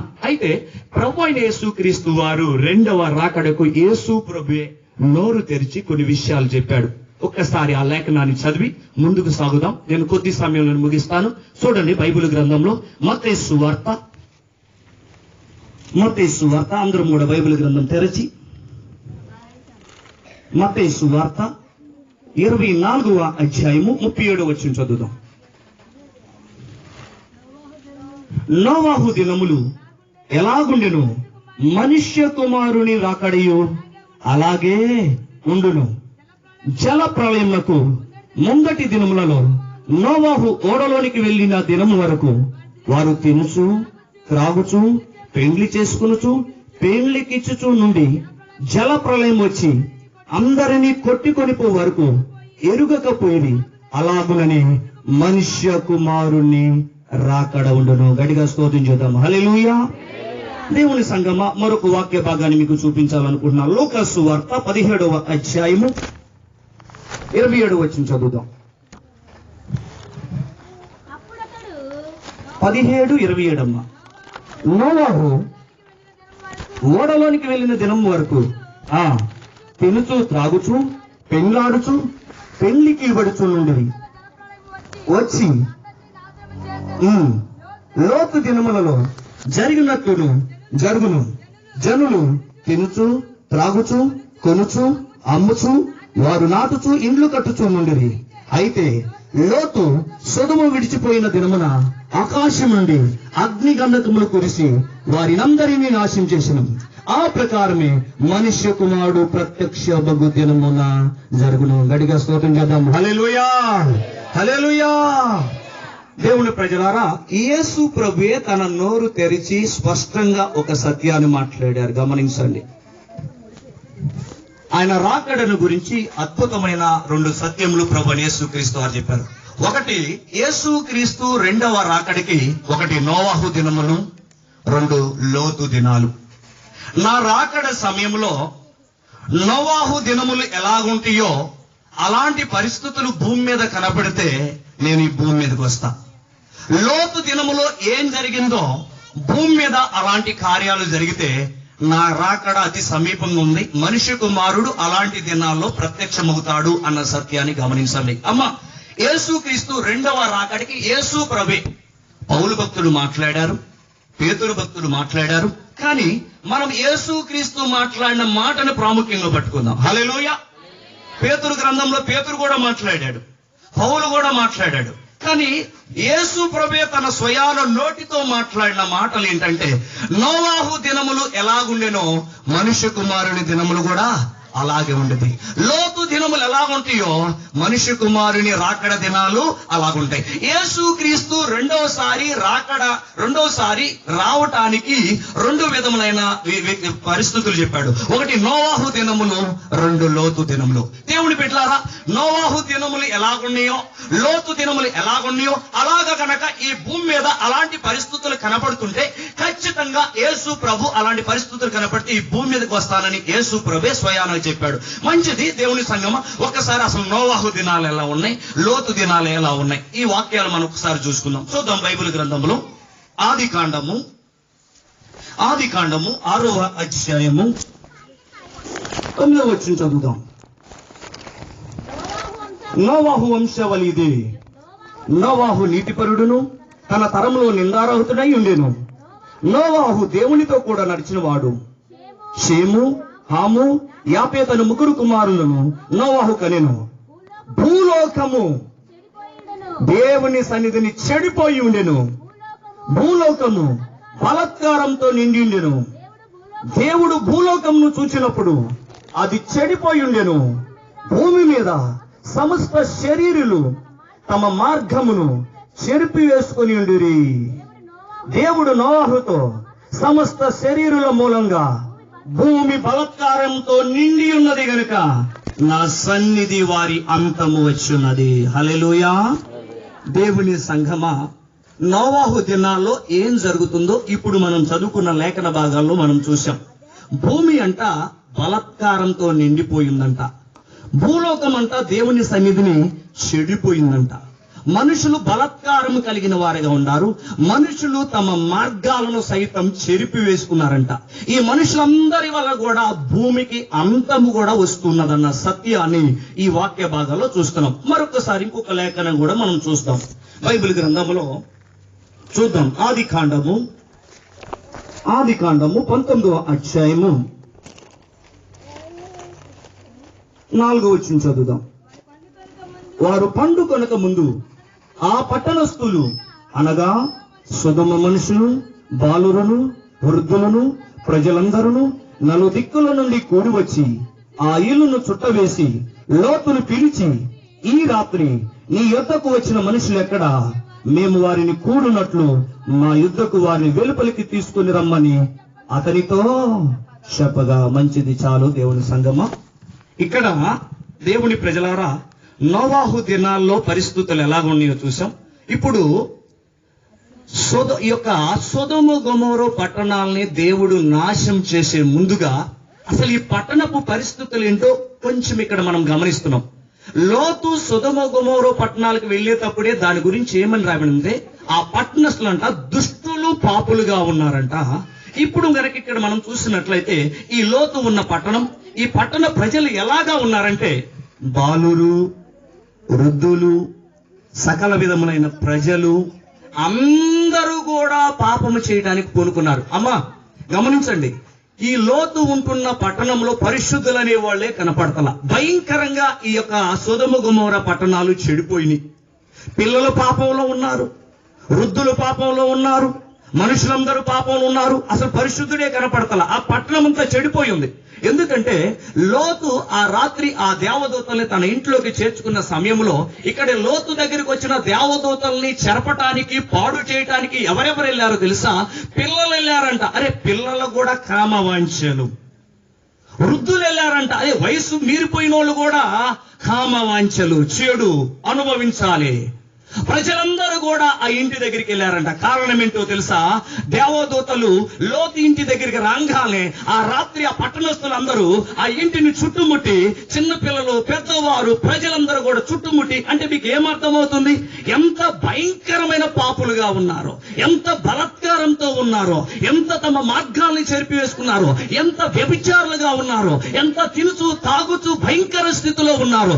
లోతు దినములో ఈ లోతు ఉంటున్న సొదొమ గొమొర పట్టణాలు ఇంత భయంకరంగా ఉన్నాయి. దేవుని బిడ్డలారా, అందుకే యేసు ప్రభు చెబుతున్నాడు, లోతు దినాలు, నోవాహు దినాలు ఎలాగుంటాయో నా రాకడ దినాలు అలాగుంటాయి అన్నాడు. ఒక విషయం చెప్పమంటారా? అబ్రహాము తన అన్న కొడుకైన లోతును రక్షించడానికి శత విధాల ప్రయత్నం చేశాడు. దీనికి తన అన్న కొడుకైన లోతును రక్షించడానికి దేవా 50 మంది నీతిమంతులు ఉంటే నువ్వు ఆ పట్టణాన్ని కాపాడతావా? అయ్యా కాపాడతానన్నాడు. 40 మంది, 30 మంది, ఏమండి 35 మంది, 30 మంది, 20 మంది, 10 మంది, చివరికి 10 మంది కూడా నీతిమంతులు లేరంటే ఈ సొదొమ గొమొర్రా పట్టణాలు ఎంత భయంకరమైన పాపంలో ఉన్నారు ఒకసారి అర్థం చేసుకోండి. ఇక్కడ నోవాహు దినంలో చూసినట్లయితే బలాత్కారంతో నిండిపోయిందంట. అమ్మ, బలాత్కారం అంటే ఇక ఎవడు ఇష్టం వచ్చినట్టు వాడు చేస్తాడు. అన్న, అక్క, చెల్లి, తమ్ముడు, వీళ్ళు వాళ్ళు, వాయ వరుసలు ఏమీ లేదు. దేవుని బిడ్డలారా గుర్తుపెట్టుకోండి, వాయి వరుస లేదు. భూమి మీద ఉన్న మనుషులంతా చెడిపోయారంట. పైన గనక చూసినట్లయితే వారి ఊహ కూడా అంత చెడుతో నిండిపోయిందంట. దేవుని బిడ్డలారా, నోవాహు దినములో అంత భయంకరంగా భూమి చెడిపోయి మనుషులు తమ మార్గాల్ని చెరిపివేసుకొని బలాత్కారమైన కార్యాలు చేస్తున్న వారిగా ఉన్నారు. లోతు దినములు కూడా పెండ్లికిచ్చుకునుచు, త్రాగుచు, తినుచు, చిన్నలు పెద్దలు ప్రతి ఒక్కరు కూడా వ్యభిచారంలో, త్రాగుడులో, భయంకర పాపంలో కొట్టుమిట్టులాడుచున్నారు. లోతు దినాలు ఎలా ఉన్నాయో, నోవాహు దినాలు ఎలా ఉన్నాయో నా రాకడ దినాలు కూడా అలాగ ఉంటాడు. నాడు లోతు దినములు మాత్రమే కాదు, నోవాహు దినములు మాత్రమే కాదు, చాప కింద నీరులాగా. అమ్మా గమనించండి, క్రైస్తవ సంఘములలో, దేవుని బిడలలో కూడా, లోకములో కూడా చాప కింద నీరులాగా భయంకరమైన బలాత్కారం జరుగుతుంది. ఎన్ని చట్టాలు వస్తున్నాయండి? నిర్భయ చట్టం అని, ఏదో ఇంకొకళ్ళు TV9 ఏదో రమ్య చట్టం అని, ఇంకో చట్టం తీసుకురావని, ఎన్ని చట్టాలు వచ్చినా ఆగట్లా. ఆడది కనపడుతుంటే భయంకరమైన కార్యాలు, బలాత్కారం ఎక్కువైపోయింది, పాపం ఎక్కువైపోయింది, వ్యభిచారం ఎక్కువైపోయింది, త్రాగుడు ఎక్కువైపోయింది. మనుషులు భయంకర త్రాగుడు, వ్యభిచారం చాప కింద నీరులాగా ప్రపంచమంతా కూల్చేస్తుంది, ప్రపంచాన్ని తాకుతుంది. చాప కింద నీరు ఎలా వచ్చింది? ఎక్కడ చూసిన వ్యభిచారం, ఎక్కడ జరిగే వ్యభిచారం అక్కడ జరుగుతుంది. భయంకర వ్యభిచారం ఈ లోతు, ఈ యొక్క సొదొమ గొమొర్రా పట్టణాల్లో, నోవాహు దినాల్లో భయంకరమైన వ్యభిచారం, భయంకరమైన తాగుడు, భయంకరమైన బలాత్కారం, భయంకరమైన కార్యాలు. నేడును సంఘమా అలాంటి కార్యాలే మన కళ్ళెదురు చూస్తున్నాం. నిత్యము పేపర్లో చూస్తున్నాం, నిత్యము టీవీలో చూస్తున్నాం, నిత్యము ప్రపంచ న్యూస్ లో చూస్తున్నాం. బలాత్కారం భయంకరంగా ఉంది, తాగుడు ఎక్కువైపోయింది, జనులు పాడైపోయారు. ఇంకా వీళ్ళు లేదు వాళ్ళు లేరు. నాకు ఒక సిస్టర్ గారు చెప్పారు, మన నునులో ఉన్న ఇక్కడ విజయవాడలో ఇలా ఉందంట, ముంబైలో అలా కాదంటాం. అమ్మా, ముంబైలో వెళ్తా ఉంటేనే బలాత్కారంగా మనుషులు పట్టుకొని వెళ్ళిపోయి పాడు చేయటం, అలాంటి పనులు జరుగుతూ ఉంటాయి అంట. అంటే మనం ఇక్కడ చూసేసి ఇంకా అలాంటి పరిస్థితులు లేవులే అనుకోవద్దు. ప్రపంచం మొత్తం ఓవరాల్ గా చూస్తుంటే నోవాహు దినాలు ఎలా ఉన్నాయో, లోతు దినాలు ఎలా ఉన్నాయో, నేడు ప్రస్తుత పరిస్థితులు అలా ఉన్నాయి. చాప కింద నీరులాగా పాపం అధికమైపోతుంది. మనుషులు బలాత్కారమైన పనులు చేస్తున్నారు, భూమి చెడిపోయింది, మనుషులు చెడిపోతున్నారు. దేవుని బిడ్డలు సైతం కూడా అలాంటి పరిస్థితుల్లోకి వెళ్ళిపోతున్నారు. దేవుని బిడ్డలారా, దీన్ని బట్టి మనకు తెలియదే వస్తుంది ఏంటో తెలుసా? యేసు రెండవసారి ఈ భూమి మీదకి రాబోతున్నాడు. నోవాహు దినాల్లో ఏం జరుగుతుందో, లోతు దినాల్లో ఏం జరుగుతుందో ప్రస్తుతము కూడా అలాంటి కార్యాలే జరుగుతున్నాయి. ఈ సత్యాన్ని మనం గమనించి మనము ఆయన రాకడకు మనందరం సిద్ధపాటు కలిగి ఉండాలి. హల్లెలూయా. దేవుని సంగమా గమనించాలి, మనందరం సిద్ధపాటు కలిగి ఉండాలి. నిజంగా దేవుని బిడ్డలారా, ఎంత భయంకరం అంటే అసలుకి ఆడపిల్లకు నేటి రక్షణ లేని పరిస్థితులు అయిపోయింది. నిజంగా కామంతో మనిషి ఎలా ఇదైపోతున్నాడంటే, బలాత్కారం. మనిషి స్వేచ్ఛగా వచ్చేది వేరు, బలాత్కారంగా ఒక మనిషిని పట్టుకొని వెళ్ళి పాడు చేయటం వేరు. ఇప్పుడు బలాత్కారం పెరిగిపోయింది. ఇష్టమున్నా లేకపోయినా గొంతు కోసేస్తున్నాడు. అమ్మాయి ఇష్టపడినా ఇష్టపోయినా గొంతు కోసేస్తున్నాడు, అది చంపుతున్నాడు. ప్రేమించకపోతే, లేకపోతే చెప్పిన మాట వినకపోతే కాలేజీలో ఎన్ని చూస్తున్నాం, లేడీస్ ని చంపేస్తున్నారు, పురుషులు చంపేస్తున్నారు. ఎందుకంటే బలాత్కారం. చెప్పిన మాట వెంటలా, నువ్వు నన్ను ప్రేమించాలి, ప్రేమించకపోతే చంపడం. బలాత్కారం. ఇష్టంతో చేసేది వేరు, కష్టంతో చేసేది వేరు. కష్టంతో అంటే బలాత్కారం. అది గమనించండి దేవుని బిడ్డలారా, ప్రస్తుత కాలంలో బలాత్కారం జరుగుతుంది. భూమి చెడిపోయింది. ఎక్కడ చూసిన పాపము, ఎక్కడ చూసిన తాగుడు, ఎక్కడ చూసిన వ్యభిచారం, ఎక్కడ చూసిన జనులు ఇండ్లు కట్టేసుకున్నారు. నోవాహు దినాలు ఎలాగుండి అలాగే జరిగిపోతున్నాయి. కానీ ప్రభువు చెబుతున్నాడు, నోవాహు దినాలు, లోతు దినాలు ఎలా ఉన్నాయో ఆ టైంలో వస్తానని. దేవుని సంగమా, ఈ రాత్రికాల సమయంలో నోవాహు దినాలు, లోతు దినాలు ఎలాగున్నాయో నేటి కాలంలో పరిస్థితులు కూడా అలాగే ఉన్నాయి. దీనిని బట్టి మనం తెలుసుకోవాల్సింది ఏంటంటే, యేసు రాకటానికి, భూమి మీద రావటానికి, యేసు రెండవ రాకడికి సిద్ధంగా ఉన్నాయి. పరిస్థితులు అలా ఉన్నాయి. కాబట్టి ఎప్పుడు వస్తాడో తెలీదు. కాబట్టి సంఘం మెలకువ కలిగి ఉండాలి. ఇంకా యేసునందు విశ్వసించిన వారు, మారు మనసును పొందని వారు, హృదయం తెరవని వారు యేసునందు విశ్వసించి మారు మనసు పొంది ప్రభు బిడ్డలుగా మారాలి. హల్లెలూయా. ఇంకొక వాక్యం చెప్పి నేను ముగిస్తాను. చూడండి బైబిల్ గ్రంథంలో మత్తయి సువార్త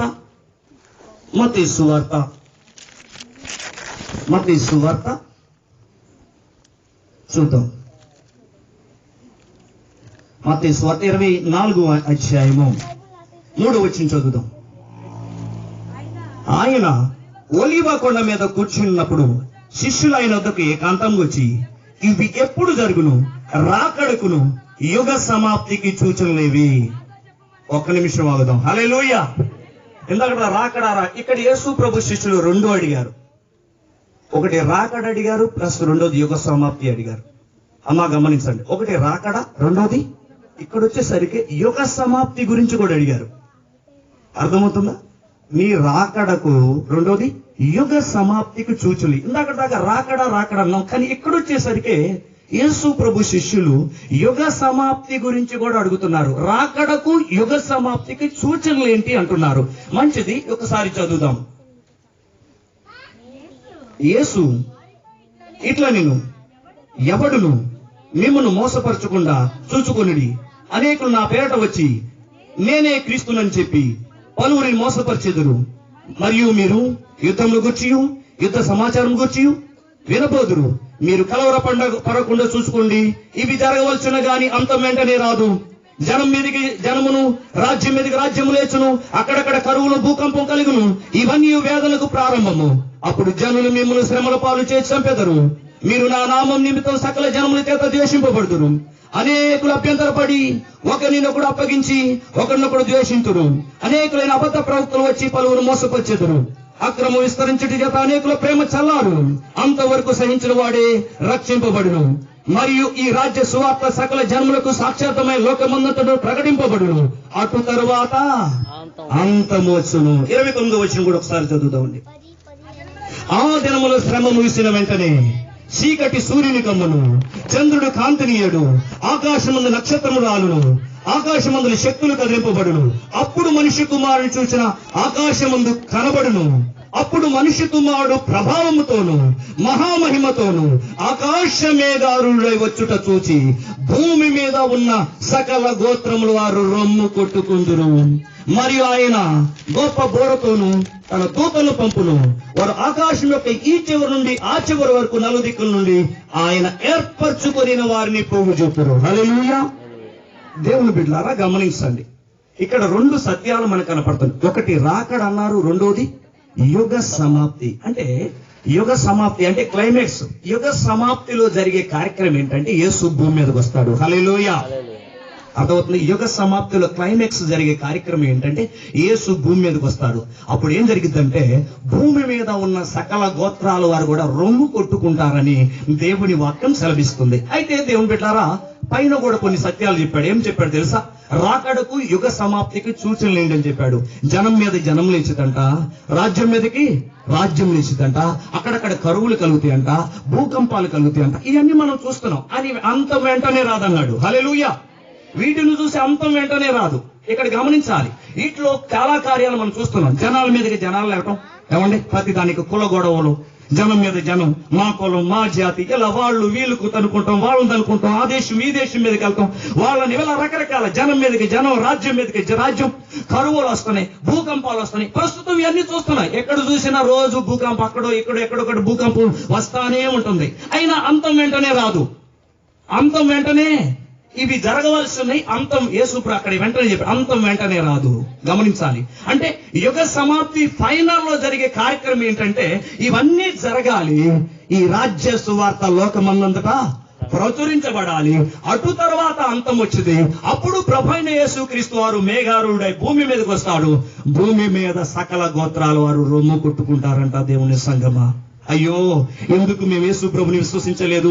ఎన్నిసార్లు సువార్త చెప్పినా, ఎన్నిసార్లు ప్రభు మాటలు చెప్పినా, ఎన్నిసార్లు ఆయన గురించి చెప్పినా, అయ్యో మేము ఎందుకు ఆయన గురించి అప్పుడు రొమ్ము కొట్టుకుంటారు. అప్పుడు రొమ్ము కొట్టుకున్న ప్రయోజనం లేదు, అప్పుడు ఏడ్చిన ప్రయోజనం లేదు, అప్పుడు ఎంత బాధించిన ప్రయోజనం లేదు. అందుకనే ఈ రాత్రికాల సమయంలో దేవుని సంఘమా, సహోదరి సహోదరులారా, ఈ రాత్రి దేవుని వాక్యించిన దేవుని బిడ్డలారా, యేసు రెండవసారి రాబోతున్నాడు గనక ఆయన రాకముందే ఆయన యందు విశ్వసించాలి, ఆయనను కలిగి ఉండాలి, ఆయన మీ హృదయంలో చేర్చుకోవాలి, పరలోక రాజ్యానికి వారసులవ్వాలి.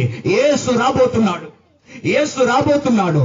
ఆయన రాబోతు మాత్రమే కాదు, ఈ యుగ సమాప్తిలో ఆయన ఈ భూమిని అంతం చేయబోతున్నాడు. హల్లెలూయా. చివరిగా ఈ మాట చెప్పి ముగిస్తున్నా. ఒకసారి బైబిల్ గ్రంథంలో పేతురు రాసిన మొదటి పత్రిక చదువుదాం. పేతురు రాసిన మొదటి పత్రిక, క్షమించండి, పేతురు రాసిన 2వ పత్రిక 3వ అధ్యాయము 3:10. అయితే ప్రభువు దినము ఆ, వచ్చినట్లు వచ్చును. ఆ దినమున ఆకాశములు మహాజ్వాలతో గతించిపోవును. పంచభూతములు మిక్కిలి వేగంతో లయమైపోవును. భూమి దాని మీద ఉన్న కృత్యములు కాలిపోవును. ఇవన్నీ లయమైపోవును కనుక ఆకాశములు రగులుకొని లయమైపోవునట్టు పంచభూతులు మహావేంద్రంతో కరిగిపోవునట్టు దేవుని దినపు రాకడ కొరకు కనిపెడుచు దాన్ని అపేక్షించు మీరు పరిశుద్ధమైన ప్రవర్తనతోను భక్తితోను ఎంతో జాగ్రత్త కలిగి ఉండాలన్నాడు. ఒకసారి 3వ అధ్యాయం 7వ వచనం చదువుతాం. అయితే ఇప్పుడున్న ఆకాశము భూమియు భక్తిహీనుల తీర్పు నాశం జరుగుతున్న వరకు అగ్ని కొరకు నిల్వ చేయబడినది. అదే వాక్యం వలన భద్రము చేయబడింది. గడిగా స్తోత్రం చేద్దాం. హల్లెలూయా. మంచిది. రాత్రికాల సమయంలో దేవుని వాక్యం ఇచ్చిన దేవుని బిడ్డలారా, ప్రస్తుతము ప్రభు యొక్క యుగ సమాప్తి వరకు ఈ భూమి, ఈ ఆకాశం దేవుని వాక్యం వల్ల భద్రం చేయబడింది. ఇది అంతం కాబోతుంది. మొదటిసారి నోవాహు కాలంలో జల ప్రళయం ద్వారా నాశనం చేసిన దేవుడు ఈ పంచభూతాలని, ఈ ప్రపంచమంతా అగ్నితో కాల్చబడబోతుంది. సత్యాన్ని గమనించాలి. దేవుని వాక్యం ఇచ్చిన దేవుని బిడ్డలారా, ఒకటి, ఈ రోజు జనాలు ఏమనుకున్నారు తెలుసా? మంచి మంచి మేడలు చూసి, డబ్బులు చూసి, పొలములు చూసి ఇదే జీవితం, ఇదే లోకం, ఇదే శాశ్వతం. కాదు. పంచభూతాలు మికుటమైన వేంద్రంతో లయమైపోయే రోజు రాబోతుంది. నువ్వు అనుకుంటున్న ఇల్లు ఉండవు, నువ్వు అనుకుంటున్న ఈ ఆకాశం ఉండదు, నువ్వు అనుకుంటున్న ఈ పొలాలు ఉండవు, నువ్వు అనుకుంటున్న ఈ డబ్బు ఉండదు. ఇదంతా ఒక రోజు అంతం కాబోతుంది. కానీ శాశ్వతమైన పరలోక రాజ్యం కోసం ఈ భూమి మీద ఉండగానే ప్రభునందు విశ్వసించి హృదయాన్ని తెరిచి యేసును అంగీకరించి ప్రభు బిడ్డలుగా మారాలి. దేవుని బిడ్డలారా, యుగ సమాప్తిలో ప్రభు అయిన యేసు క్రీస్తు వారు భూమి మీదగా రాబోతున్నారు. సకల గోత్రాల వారు రొమ్ము కట్టుకుంటున్నారు, రొమ్ము కొట్టుకోబోతున్నారు. కాబట్టి అలాంటి పరిస్థితుల్లో ఉండక సమయం ఉండగానే సద్వినియోగం చేసుకుంటూ యేసునందు విశ్వసించి హృదయమును తెరిచి ప్రభు బిడ్డలుగా మారి ఈ అంతమయ్యే ఈ లోకం వైపు చూడక అంతము కాని శాశ్వతం ఉండే, నిరంతరం ఉండే పరలోక రాజ్యం వైపు నువ్వు దృష్టి పెట్టాలని ఈ రాత్రి ప్రభు ఆశపడుతున్నాడు. కాబట్టి దేవుని సంగమా, మొదటి రాకడ యొక్క ఉద్దేశం మనం గమనించాం. కానీ రెండవసారి తన బిడ్డల కొరకు సంఘం కోసం రాబోతున్నారు. భూమి మీద ఆయనకు ఎవరైతే ఆయనను అంగీకరించలేదో, ఆయనకు వ్యతిరేకంగా జీవించారో వారి అంతము కూడా దాగి ఉంది. అంత మాత్రమే కాదు, ఆయన రెండోసారి భూమి మీదకి వచ్చినప్పుడు యుగ సమాప్తిలో ఈ భూమి కూడా అంతం కాబోతుంది. కాబట్టి అంతమయ్యే లోకం కాదు కానీ క్రీస్తు రాకడలో ఆయన ఎందుకు విశ్వసించి ఎత్తబడి ఆ పరలోక రాజ్యంలో ప్రభుతో పాటు కూడా ముందుకు కొనసాగిపోతాం. దేవుడి చిన్న మాటలు దీవించి ఆస్వాదించిన గాక. ఆమేన్. కళ్ళు మూసుకుంటే ప్రార్థన చేసుకుందాం. దయచేసి విన్న వాక్యాన్ని బట్టి మోకరించగలిగిన ప్రతి ఒక్కరు మోకరించవచ్చు. ప్రార్థన చేసుకుందాం. దయచేసి సహోదరి సహోదరుడా, దేవుని వాక్యమున దేవుని బిడ్డ ఒకసారి ఆలోచించు. ఇప్పటి వరకు యేసు గురించి ఏం ఆలోచించావు? మొదటి రాకడ ఒక ఉద్దేశాన్ని గమనించావా? యేసు గురించి ఏం ఆలోచించావు? యేసు ప్రభు ఎవరనుకున్నావు? కాదు, ఆయన నీకోసం వచ్చాడు, నీకోసం మరణించి చనిపోయి తిరిగి లేచాడు, నీకు మోక్షాన్ని ఇచ్చుట కొరకే. ఈ రాత్రి ఆలోచించే. దయచేసి అందరూ కూడా కళ్ళు మూసుకుందాం. ప్రతి ఒక్కరు కూడా కళ్ళు చెల్లి అందరూ కూడా దయచేసి స్వరమెత్తని. ఇంకా ప్రభు నందు విశ్వసించకపోతే, హృదయాన్ని తెరవకపోతే, ఈ రోజే ప్రభు నీతో మాట్లాడాడు. నీకు మోక్షాన్ని ఇచ్చుట కొరకే, నేను పరలోకం తీసుకెళ్ళట కొరకే, అపవాదిని నశింపచేయట కొరకే యేసు వచ్చాడు, మరణించి సమాధించి తిరిగి లేచాడు. ఇప్పుడు ఆ యేసును విశ్వసించాలి. నీ హృదయాన్ని తెరవాలి. నీ హృదయాన్ని తెరువు. ప్రభు నందు విశ్వసించు దేవుని బిడ్డ. యేసు మొదటిసారి వచ్చిన యేసు రెండోసారి కూడా రాబోతున్నాడు. ఆయన రాకడకు సిద్ధంగా ఉండు. ఈ యుగ సమాప్తిలో ఈ భూమి అంతం కాబోతుంది. పంచభూతాలు మికుటమైన వేంద్రంతో లయము కాబోతున్నాయి.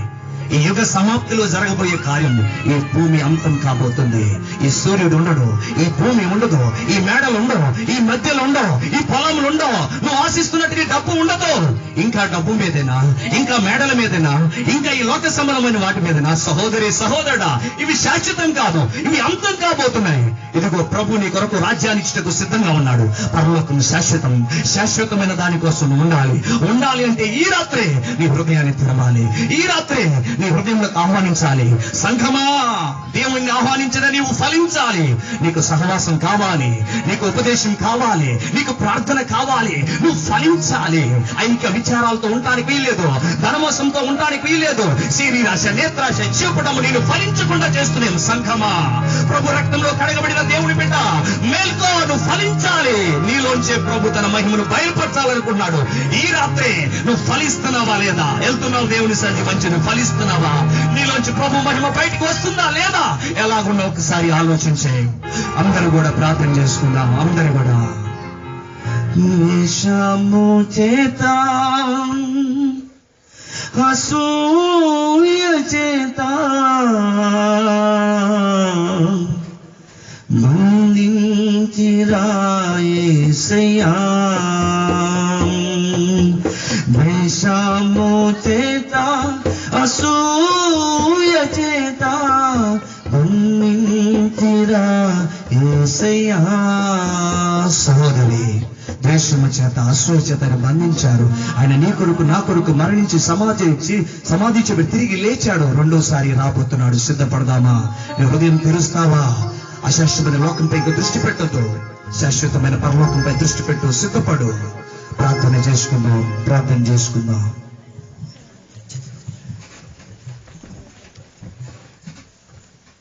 చిన్న ప్రార్థన చేసుకుందాం.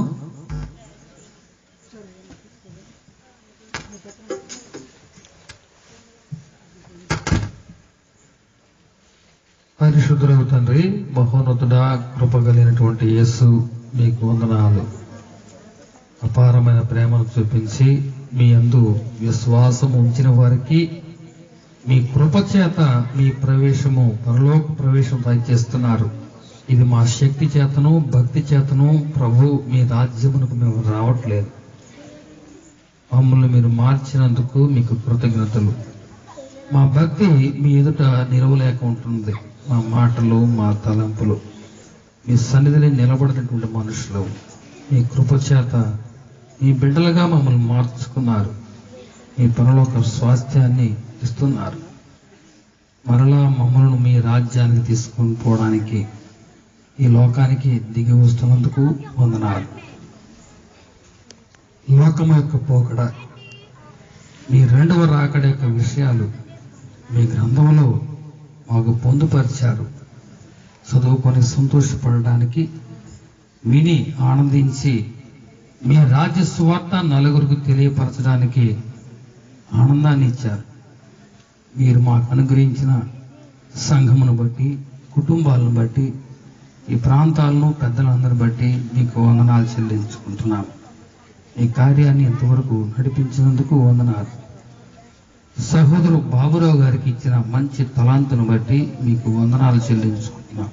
మీ రాజ్య విస్తరణలో భాగంగా ఈ విధంగా వారి యొక్క తండ్రి గారి యొక్క జ్ఞాపకార్థ సభను ఒక మంచి సువార్త సభగా మార్చి, వారు, వారి యొక్క తమ్ముడు, వారి కుటుంబాలు, రక్త సంబంధికులను, అనేక మంది సేవకులను, సంఘాన్ని, ఇరుగు పొరుగు వారిని ఈ ప్రాంతవాసి పిలిపించుకొని ఈ విధంగా సభ ఏర్పాటు చేయడం బట్టి ఎంతో సంతోషపడుతున్నాం ప్రభువా.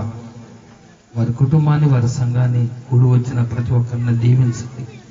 అయోగ్యుడైనటువంటి నా ప్రార్థన మీరు ఆలకించమని యేసుక్రీస్తు నామమున, మన కొరకు తిరిగి వస్తున్నటువంటి యేసుక్రీస్తు నామమున అడిగి వేడుకొనుచున్నాం తండ్రి. ఆమేన్.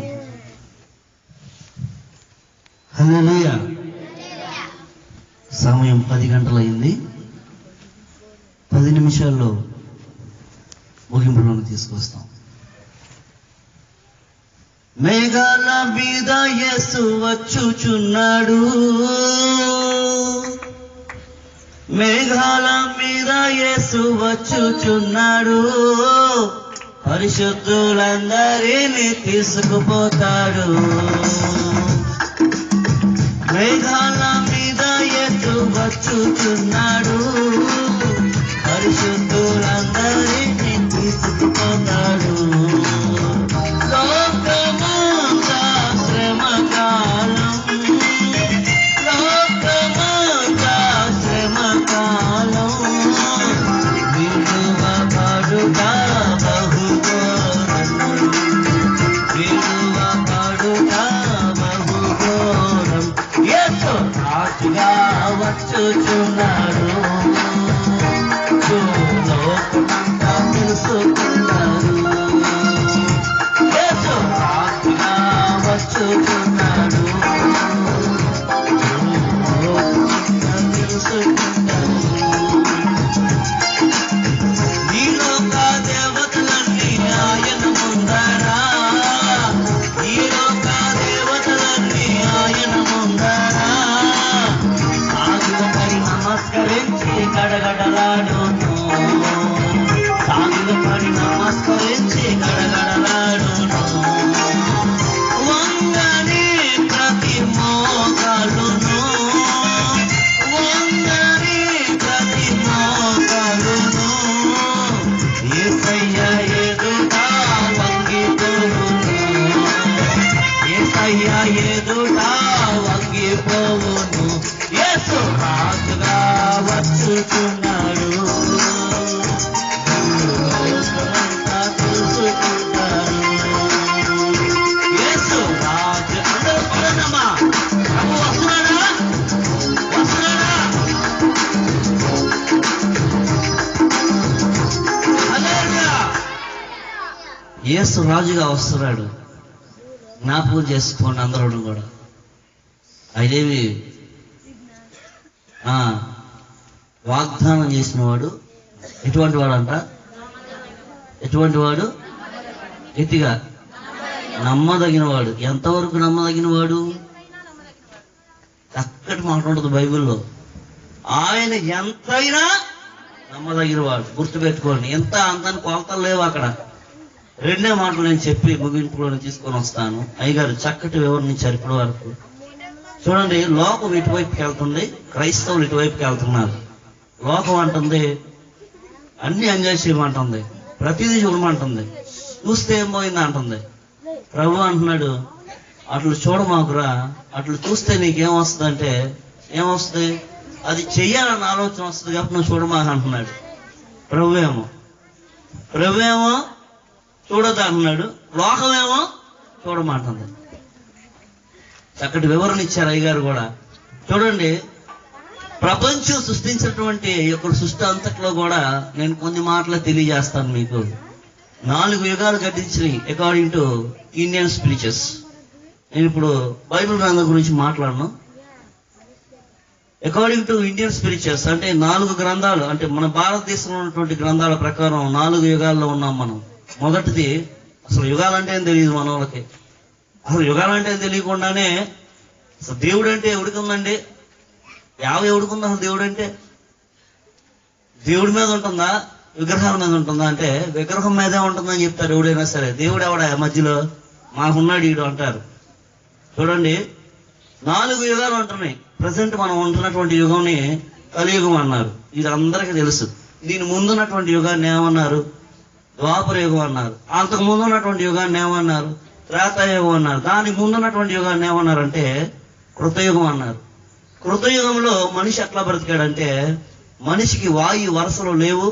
మనిషి కూడా ఎలా ఉన్నాడంట? పశువులాగా ప్రవర్తించాడంట. ప్రజెంట్ ఉన్నటువంటి రోజుల్లో ఎటువంటి రోజుల్లోకి మనిషి మరలా వెళ్తున్నాడంటే పశుప్రాయులుగా అవుతున్నారు. పశుప్రాయులుగా అయిన ప్రతిసారి కూడా దేవుడు ఏం చేస్తాడంటే వారందరిని కూడా తుడిచి కొత్త దేశాన్ని మరలా ప్రవర్తించాడు దేవుడు. అది దేవుడు అంటే.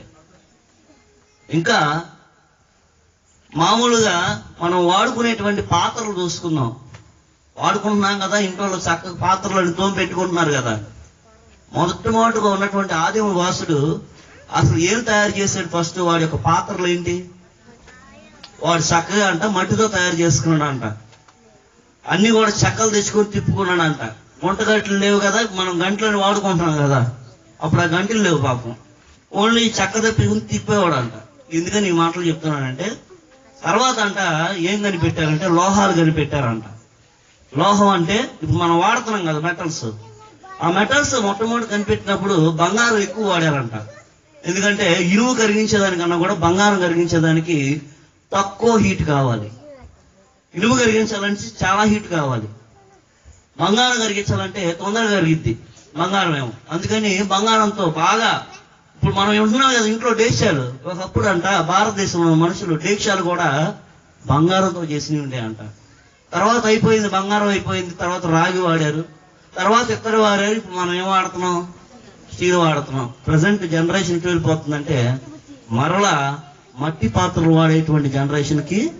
ఎందుకని ఇప్పుడు ఉన్నటువంటి ట్రెండ్ అంతా కూడా ఈ కాదమ్మా, ఫైబర్ ప్లేట్లు తీసుకెళ్లి ముందు పెడితే నవ్వుతున్నారు. ఇప్పుడు ఏం కావాలంటే వాళ్ళకి పెంగాని ప్లేట్లుగా. పెంగాని ప్లేట్ ఎక్కడి నుంచి వస్తుంది అసలు? పెంగాని అంటే ఏంటో తెలుసా? మట్టిని మరలా తయారు చేసి వాటర్లో వేసి దాన్ని తయారు చేస్తే వస్తుందంటే పెంగాని అంటున్నాం దాన్ని ఇప్పుడు. అదే ఒకప్పుడు ఆది మానవుడు కూడా ఎక్కడి నుంచి ఎక్కడికి వెళ్దామంటే ఎక్కడైతే మొదలు పెట్టామో మరలా అక్కడికే వస్తున్నాం. ఒకప్పుడు కూడా ఇళ్లలో వాడుకునేటువంటి పొయ్యిలు ఇవన్నీ చూశారు కదా. మనం ఇళ్లలో వాడుకునేటప్పుడు ఏం వాడుకునేవాళ్ళంట? మన తల్లిదండ్రులు తాతలు ఏం వాడారమ్మా? పుల్లలు వాడేవాళ్ళంట. పుల్లల తర్వాత ఫ్యూల్ కనిపెట్టారు. ఫ్యూల్ అంటే ఆయిల్ కనిపెట్టి ఆయిల్ని తీసి చాలా రకాలైనటువంటి ఆయిల్ అని తీసి పెట్రోల్ అన్నారు, డీజిల్ అన్నారు, అదన్నారు, ఇదన్నారు, అంతే అయిపోయింది. తర్వాత గ్యాస్ వచ్చింది. గ్యాస్ కూడా వాడుతున్నాం ఇప్పుడు. గ్యాస్ కాస్త ఇప్పుడు ఏమైపోయిందంటే ఎలక్ట్రిసిటీ వచ్చింది. మళ్ళా ఎలక్ట్రిసిటీ కూడా పోతుంది. ఇప్పుడు ఏమవుతుంది? ప్రెసెంట్ ట్రెండ్ అంతా గుజరాత్ అంతా కూడా సోలార్ మీద పడుతున్నారంట. హల్లెలూయా. ప్రభు యొక్క వాక్యం ఆశీర్వాదం కోసం వినమాకండి, చాలా జాగ్రత్తగానండి. ప్రభు యొక్క వాక్యం బైబిల్ గ్రంథాన్ని చదవమంటే ఆశీర్వాదాల కోసం చదువుతున్నారు. ఆశీర్వాదాల కోసం చదవమాకండి, అసలు అవగాహన కోసం చదవండి. హల్లెలూయా. దేనికోసం అమ్మా? అవగాహన కోసం చదవండి. అక్కడ ఎక్కడ బతుకుతున్నాం మనము, ఎక్కడ నేను ఇవన్నీ కూడా ఎక్కడి నుంచి చూశానంటే ఇవన్నీ చూసింది కూడా బైబిల్ నుంచే. నేను చెప్పేవన్నీ కూడా మట్టి వాడారని, గ్రంథాలు ఎన్ని వాడారని కూడా నేను బైబిల్ నుంచే గ్రహించాను. ఇవన్నీ కూడా అవగాహన కోసం చదవండి బైబిల్ గ్రంథాన్ని. అసలు ఎటువైపు వెళ్తున్నాం మనము? లోకం ఎట్టా ఉంటుంది? లోకం మరి దారుణం అయిపోయింది. అయ్యగారు అంత బాగా నేను ఎక్స్ప్లెయిన్ చేయలేను కానీ చెప్తున్నాను జాగ్రత్తగా. ఎందుకనంటే ఏంటి క్రైస్తవానికి ఏంటా? అసలు ఏంటికి వచ్చిన ప్రభువుని గురించి ఎందుకు ప్రకటించాలి నువ్వు? అసలు ఎక్కడోడు అనేటువంటి మనుషుల మధ్య మనం బ్రతుకుతున్నాం. దేనికోసం ఎంత కష్టపడి ఎంత ప్రయాసపడి ఎట్లా మీటింగులు పెడతాం? మా సంఘానికి ఎంతమంది వస్తారో, ఎంతమంది ఉంటున్నారో ఇక్కడ ఉన్నటువంటి ప్రతి ఒక్కరికి కూడా తెలుసు. ఎందుకని ఎంత ఖర్చు పెట్టి నేను చేస్తున్నానంటే నన్ను అడుగుతారు, నీకు పిచ్చా ఏంట్రా బాబు, పద్దాగా ఎందుకు చేస్తావని. నేను చెప్తాను, నా ఊరు నేను బాగు చేసుకోవాలన్నటువంటి ఆలోచన నాకు ఉంది. హల్లెలూయా. నేను చెప్తానే ఉంటా. నాకు దేవుడు ఇచ్చినటువంటి ఆలోచన ఏమిటంటే, నేను ఉత్తువాన్నే మొన్నదాకా చాలా బాధపడేవాడిని. అరే ఏంటిది, నేను ఎంత కష్టపడి వాక్యం చెప్తున్నా సరే, నేను సత్యాలు నేను బయటపరుస్తున్నా సరే, ఒక్క మనిషి కూడా ఇటువైపు తిరగలేకపోతున్నాడే, చాలా బాధపడేవాడిని.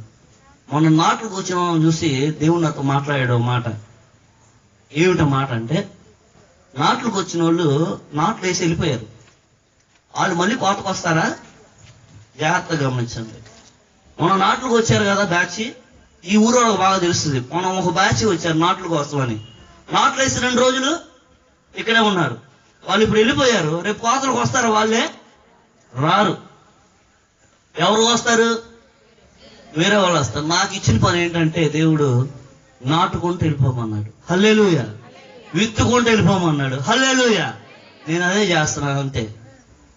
కోత కోసేవాడి గురించి నాకు అనవసరం, ఎరువు వేసేవాడి గురించి నాకు అనవసరం. నాకు చెప్పినటువంటి పని ఏమిటంటే విత్తుకుంటా పో అన్నాడు. నేను విత్తుకుంటానే వెళ్ళిపోతున్నాను. వచ్చిన వాళ్ళు వస్తున్నారు. ప్రభువుని పట్ల ఆసక్తి కలిగినటువంటి వారు ఎంతున్నారు, బలపడుతున్నారు, బాగుపడుతున్నారు. లేనటువంటి మనుషులు నేనేమి చెప్పేది లేదు, చక్కగా ఆడుకుంటా ఉండండి, చక్కగా మీకు అసలు ప్రభు గురించి దేవుడి గురించి వద్దు, మీరు చక్కగా మీ పనులు మీరు చేసుకుంటా ఉండండి, బాగుంది బాగుంది అనుకుంటానే ఉండండి. మీరు బాగుంది బాగుంది అనుకున్నా బాగలేదు అనుకున్నప్పటికీ కూడా ప్రభు అక్కడ మానదు. ఈ లోక దేవతలన్నీ ఆయన ముందరా ఈ లోక దేవతలన్నీ ఆయన ముందరా గడగడ సాగిలపడి నమస్కరించి గడగడలాడును, సాగిలపడి నమస్కరించి గడగడలాడును. వంగని ప్రతి మోకాలును యేసు నామమున వంగిపోవును. అర్థమైంది కదా? ఏ మోహాలైతే వంగట్లేదో ఏముందో ఈ డెట్టా చెప్పుకుంటూ పోతాడు అనుకుంటున్నారో ఏం పర్లేదు.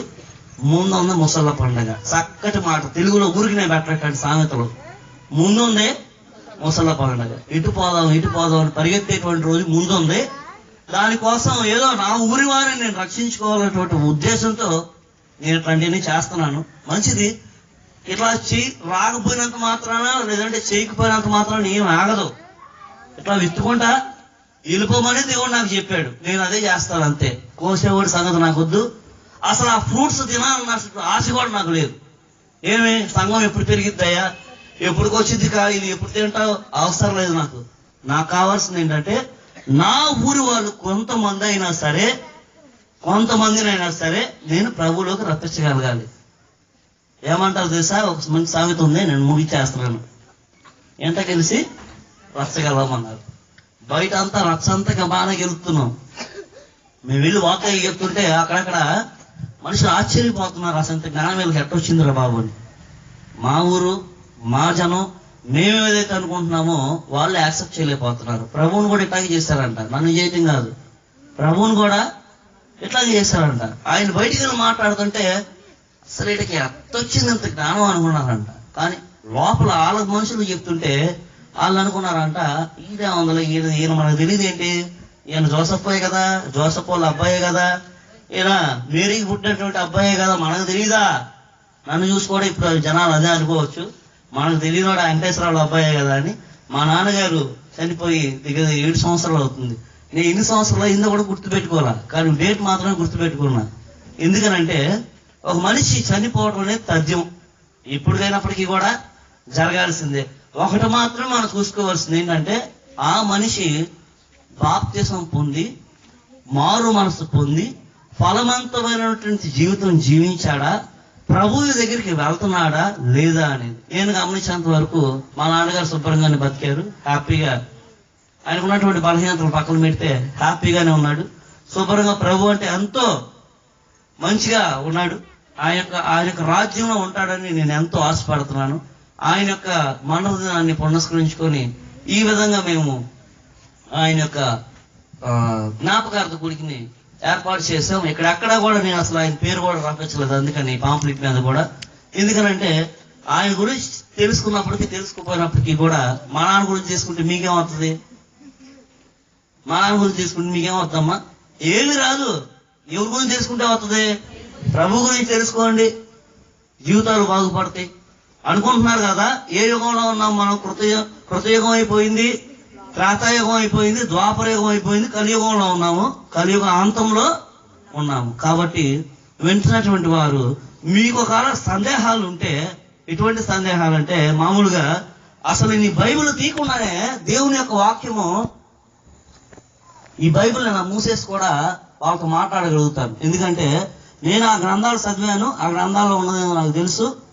దేవుడు కాకపోతే, యేసు కాకుండా ఇంకో ఎవడో కూడా ప్రపంచాన్ని బాగు చేయలేడు అని నేను తెలుసుకున్నాను. అందుకనే చదివి ఆ గ్రంథాలు ఈ గ్రంథాలని చదివి ఇక్కడికి వచ్చి ఆగిపోయాను. నేను కూడా అదే చెప్తాను చాలా మందికి, మీరు ఎవడో కూడా గ్రంథాలు చదవకుండా ఉండొద్దు. ఎవడో ప్రభు తెలుసుకున్నటువంటి వ్యక్తి మంచిదే, ఇక అవసరంలా బైబిల్లోనే ఉంటాయి అంతా కూడా. ఇక తెలుసుకుని ఉండను అనుకోండి, మీరు రామాయణం చదవండి, మహాభారతం చదవండి, శివపురాణం చదవండి, ఖురాన్ చదవండి, అన్ని చదవండి. చదివితే మీకు 100 డౌట్లు వస్తాయి, ఒకటి కాదు 100 క్వశ్చన్లు తలెత్తుతాయి. నాకు తలెత్తిలేండి, అందుకనే 100 క్వశ్చన్లు తలెత్తి వాటన్నిటికీ జవాబులు ఇక్కడికి రండి. ఏంటిది ఇది? రండి, ఇక్కడ పట్టుకుంటే దీనిలో దొరుకుతాయి. ఎందుకన్నా నేను ఎక్కువ చెప్పదలుచుకోలేదు. అందుకనే అయ్యగారు సమయం ఎంత అన్నా సరే మీ ఇష్టం వచ్చినట్టు వాడుకుంటే అయ్యగారు ఏం పర్లేదని చెప్పాను. ఎందుకనంటే నేను చెప్పడం ముఖ్యం కాదు, దేవుని యొక్క మాట తెలియజేయటం అనేది ముఖ్యం. నేనేముంది, నేను చెప్తాను చెప్పకపోతాను, నేను ఎక్కడోనే కాదు ఎప్పుడేం చెప్పుకుంటాను. కాబట్టి వింటున్నటువంటి మనము గుర్తుపెట్టుకోవాల్సినటువంటి విషయం ఏంటంటే అంత్య దినములలో ఉన్నాము. ప్రపంచం ఎటో పోతుంది, ప్రభు మాత్రం భూమి మీదకే వస్తున్నాడు. ప్రపంచం ఎటు వెళ్తుందో దానికే తెలియట్లా.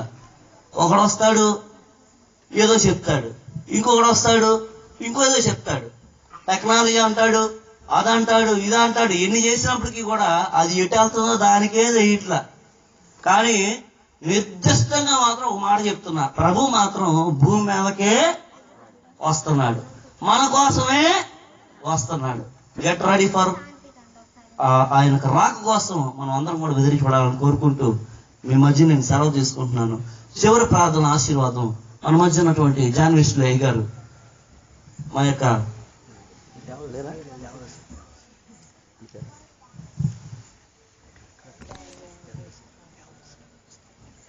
మంచిది మన మధ్య ఉన్నటువంటి ముత్సావాద ఆ యొక్క పరిసర ప్రాంతాల్లో సేవ చేస్తూ మా యొక్క పెదనాన్న గారు అనుకుంటాం కన్నా కూడా అయ్యగారు అంటే నాకు చాలా ఇష్టం. మా మధ్య ఉన్నారు దేవదాస్ గారు మా మధ్యకు వచ్చి చివరి ప్రార్థన ఆశీర్వాదం తెలియజేసి మనం అందరం కూడా ముగింపులోని తీసుకొద్దాం. పేరు మర్చిపోయినట్టు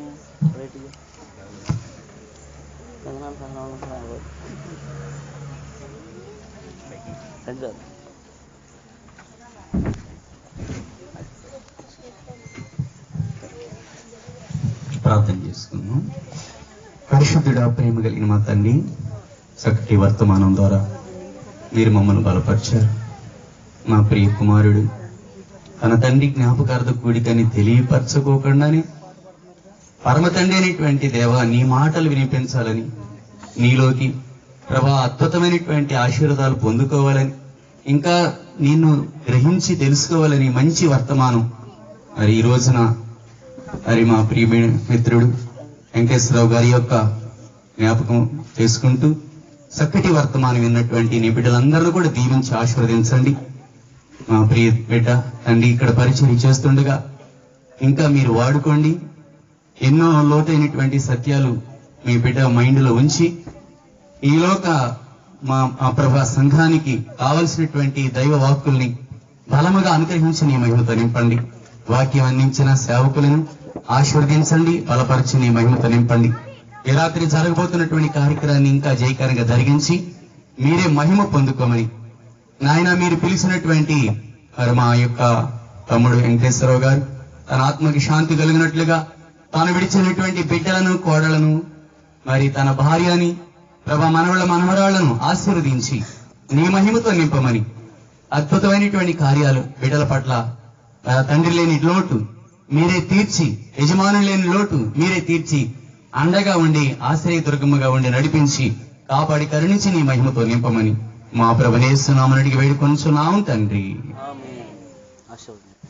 మన ప్రభువైన యేసు స్వామి కృప, తండ్రి కుమారుడి యొక్క పరిశుద్ధాత్మ యొక్క సన్నిధి సహవాసము, ఈ సేవ చేస్తున్నటువంటి బాబురావు గారి యొక్క సహవాసాన్ని, కుటుంబానికి మీరు పిలిచినటువంటి వెంకటేశ్వరరావు గారి ఆత్మకు శాంతి, వచ్చినటువంటి సంఘ బిడ్డలకు సంఘానికి తోడుగా ఉండి నడిపించనుగాక.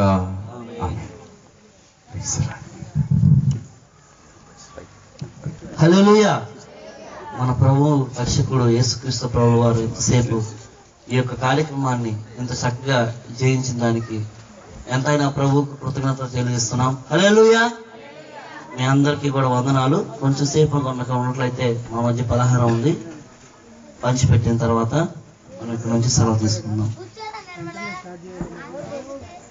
ప్రార్థన చేసుకుందాం పలహారం నిమిత్తము.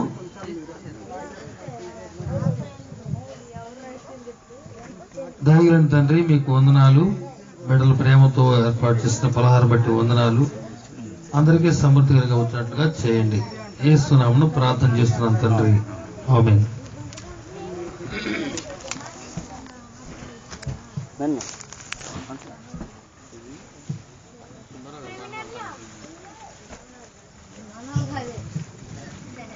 మన మధ్య భక్తుల సుబ్బారావు గారు వచ్చి వందనమో వందనం అన్న ఆట పాడి మనకు వినిపిస్తారు.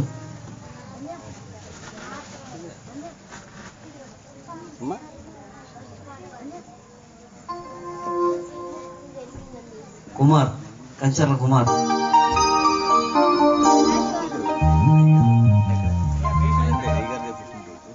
జ్యోతిష్ కంచర్ల జ్యోతిష్ వచ్చి పలహార కార్యక్రమం చూడాల్సిందిగా కోరుచున్నాం. నానా ఇంకో మూడు ఉన్నాయి మొత్తం పీసులు ఉన్నాయి. హల్లెలూయా. వందనమో వందనమన్నా మా అన్న యేసన్నా, వందనమో వందనమన్నా మా అన్న యేసన్నా, వందనమో వందనమన్నా మా అన్న యేసన్నా, వందనమో వందనమన్నా మా అన్న యేసన్నా, పరిశుద్ధుల వందనమన్నా, దేవదూతల వందనమన్నా, దేశ నాయకుల వందనమన్నా, పంచభూతముల వందనమన్నా, ప్రపంచ ప్రజల వందనమన్నా, జీవరాశుల వందనం. జీవరాశుల వందనమన్నా, క్రైస్తవుల వందనమన్నా మా అన్న యేసన్నా, క్రైస్తవుల వందనమన్నా మా అన్న యేసన్నా, వందనమో వందనమన్నా మా అన్న యేసన్నా, వందనమో వందనమన్నా మా అన్న యేసన్నా.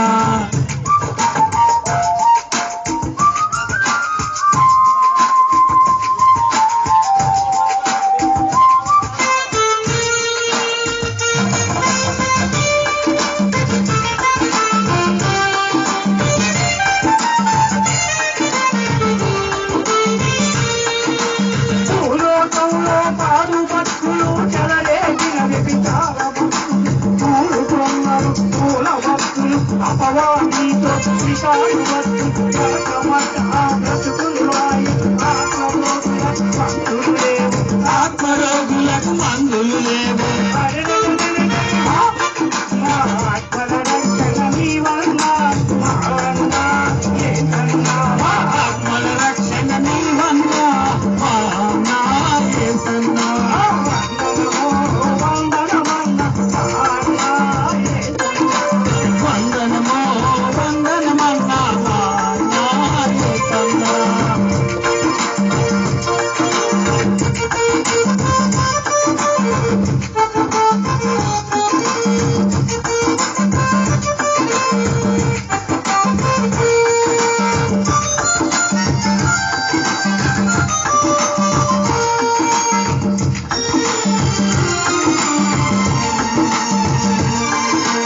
భూకంపాలు వస్తాయన్నవు జ్ఞానం నెరవేరింది, భవంతులన్నీ నేరవంతమై లక్షల ప్రజలు అటుకులగా భూకంపాలను పరిశోధించి శాస్త్రవేత్తలు అవకిందులై మారిపోయేది. శాస్త్రవేత్తలు తల్లకిందులై మాడిపోయిరే, నువ్వు పలికినవన్నీ చరిత్రపదలే మా అన్న యేసన్నా, పలికినవన్నీ చరిత్రపుటలే మా అన్న యేసన్నా, వందనమో వందనమన్నా మా అన్న యేసన్నా, వందనమో వందనమన్నా మా అన్న యేసన్నా, వందలు వేల సంవత్సరముల చరిత్రని సత్యవేదం బైబుల్ గ్రంథం మానవులందరికీ వచనం. ఏసే మార్గం, ఏసే జీవం, త్యాగ శీలం, త్యాగ శీలం, సమాధి గెలిచిన మృత్యుంజయుడు. సమాధి గెలిచిన మృత్యుంజయుడు, నువ్వు చేసినవన్నీ యథార్థగాథం మా అన్న యేసన్నా, నీవు చేసినవన్నీ యథార్థగాథలే మా అన్న యేసన్నా, వందనమో వందనమన్నా మా అన్న యేసన్నా, వందనమో వందనమన్నా మా అన్న యేసన్నా, పరిశుద్ధుల వందనమన్నా, దేవదూతల వందనమన్నా దేశనాయకుల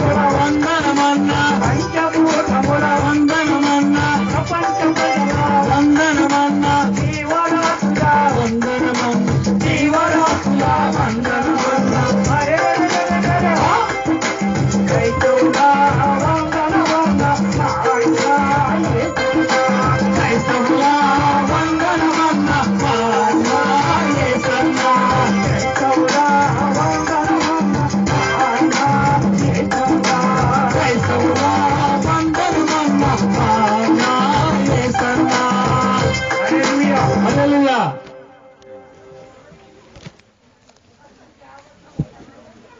ఇంకా పాడుతున్నాం సుబ్బారావు గారు, ఇంకా పాడుతూనే ఉన్నారు కదా, పంచుతూ ఉన్నారు కాబట్టి ప్రపంచం ఒకటి లాగించండి. అయిపోయింది ప్రపంచము అక్షిధార రెండు అయిపోయింది. కాలం అంతా అయిపోయిందా? అంతా అయిపోయింది.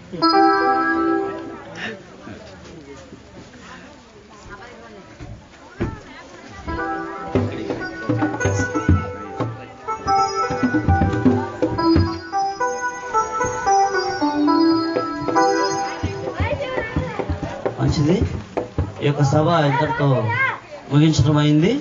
అందరికీ వందనాలు. ప్రత్యేకించి అందరికీ కూడా వందనాలు తెలియజేస్తున్నాం. Thank you very much for coming.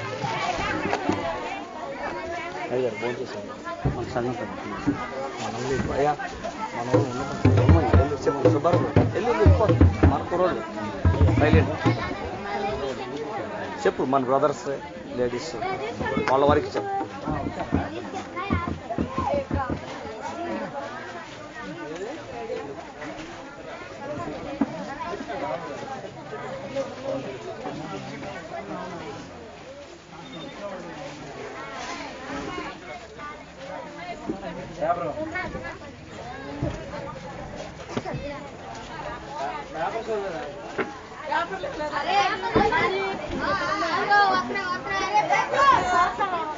ఇదిగో ఇదిగో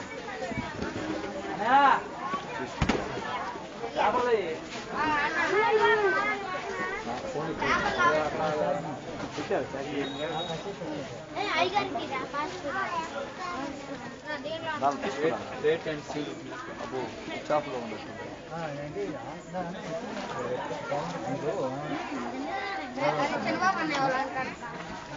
ఏంటి ఇగో డ్రాయింగ్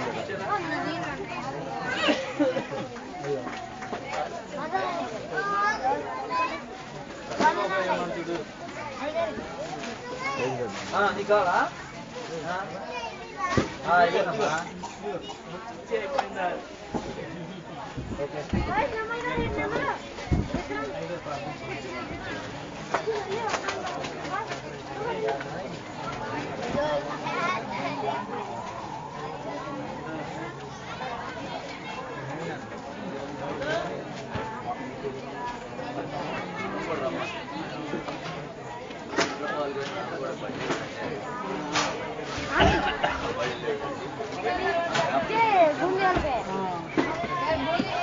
నానా ఏం చూసాను నాన్న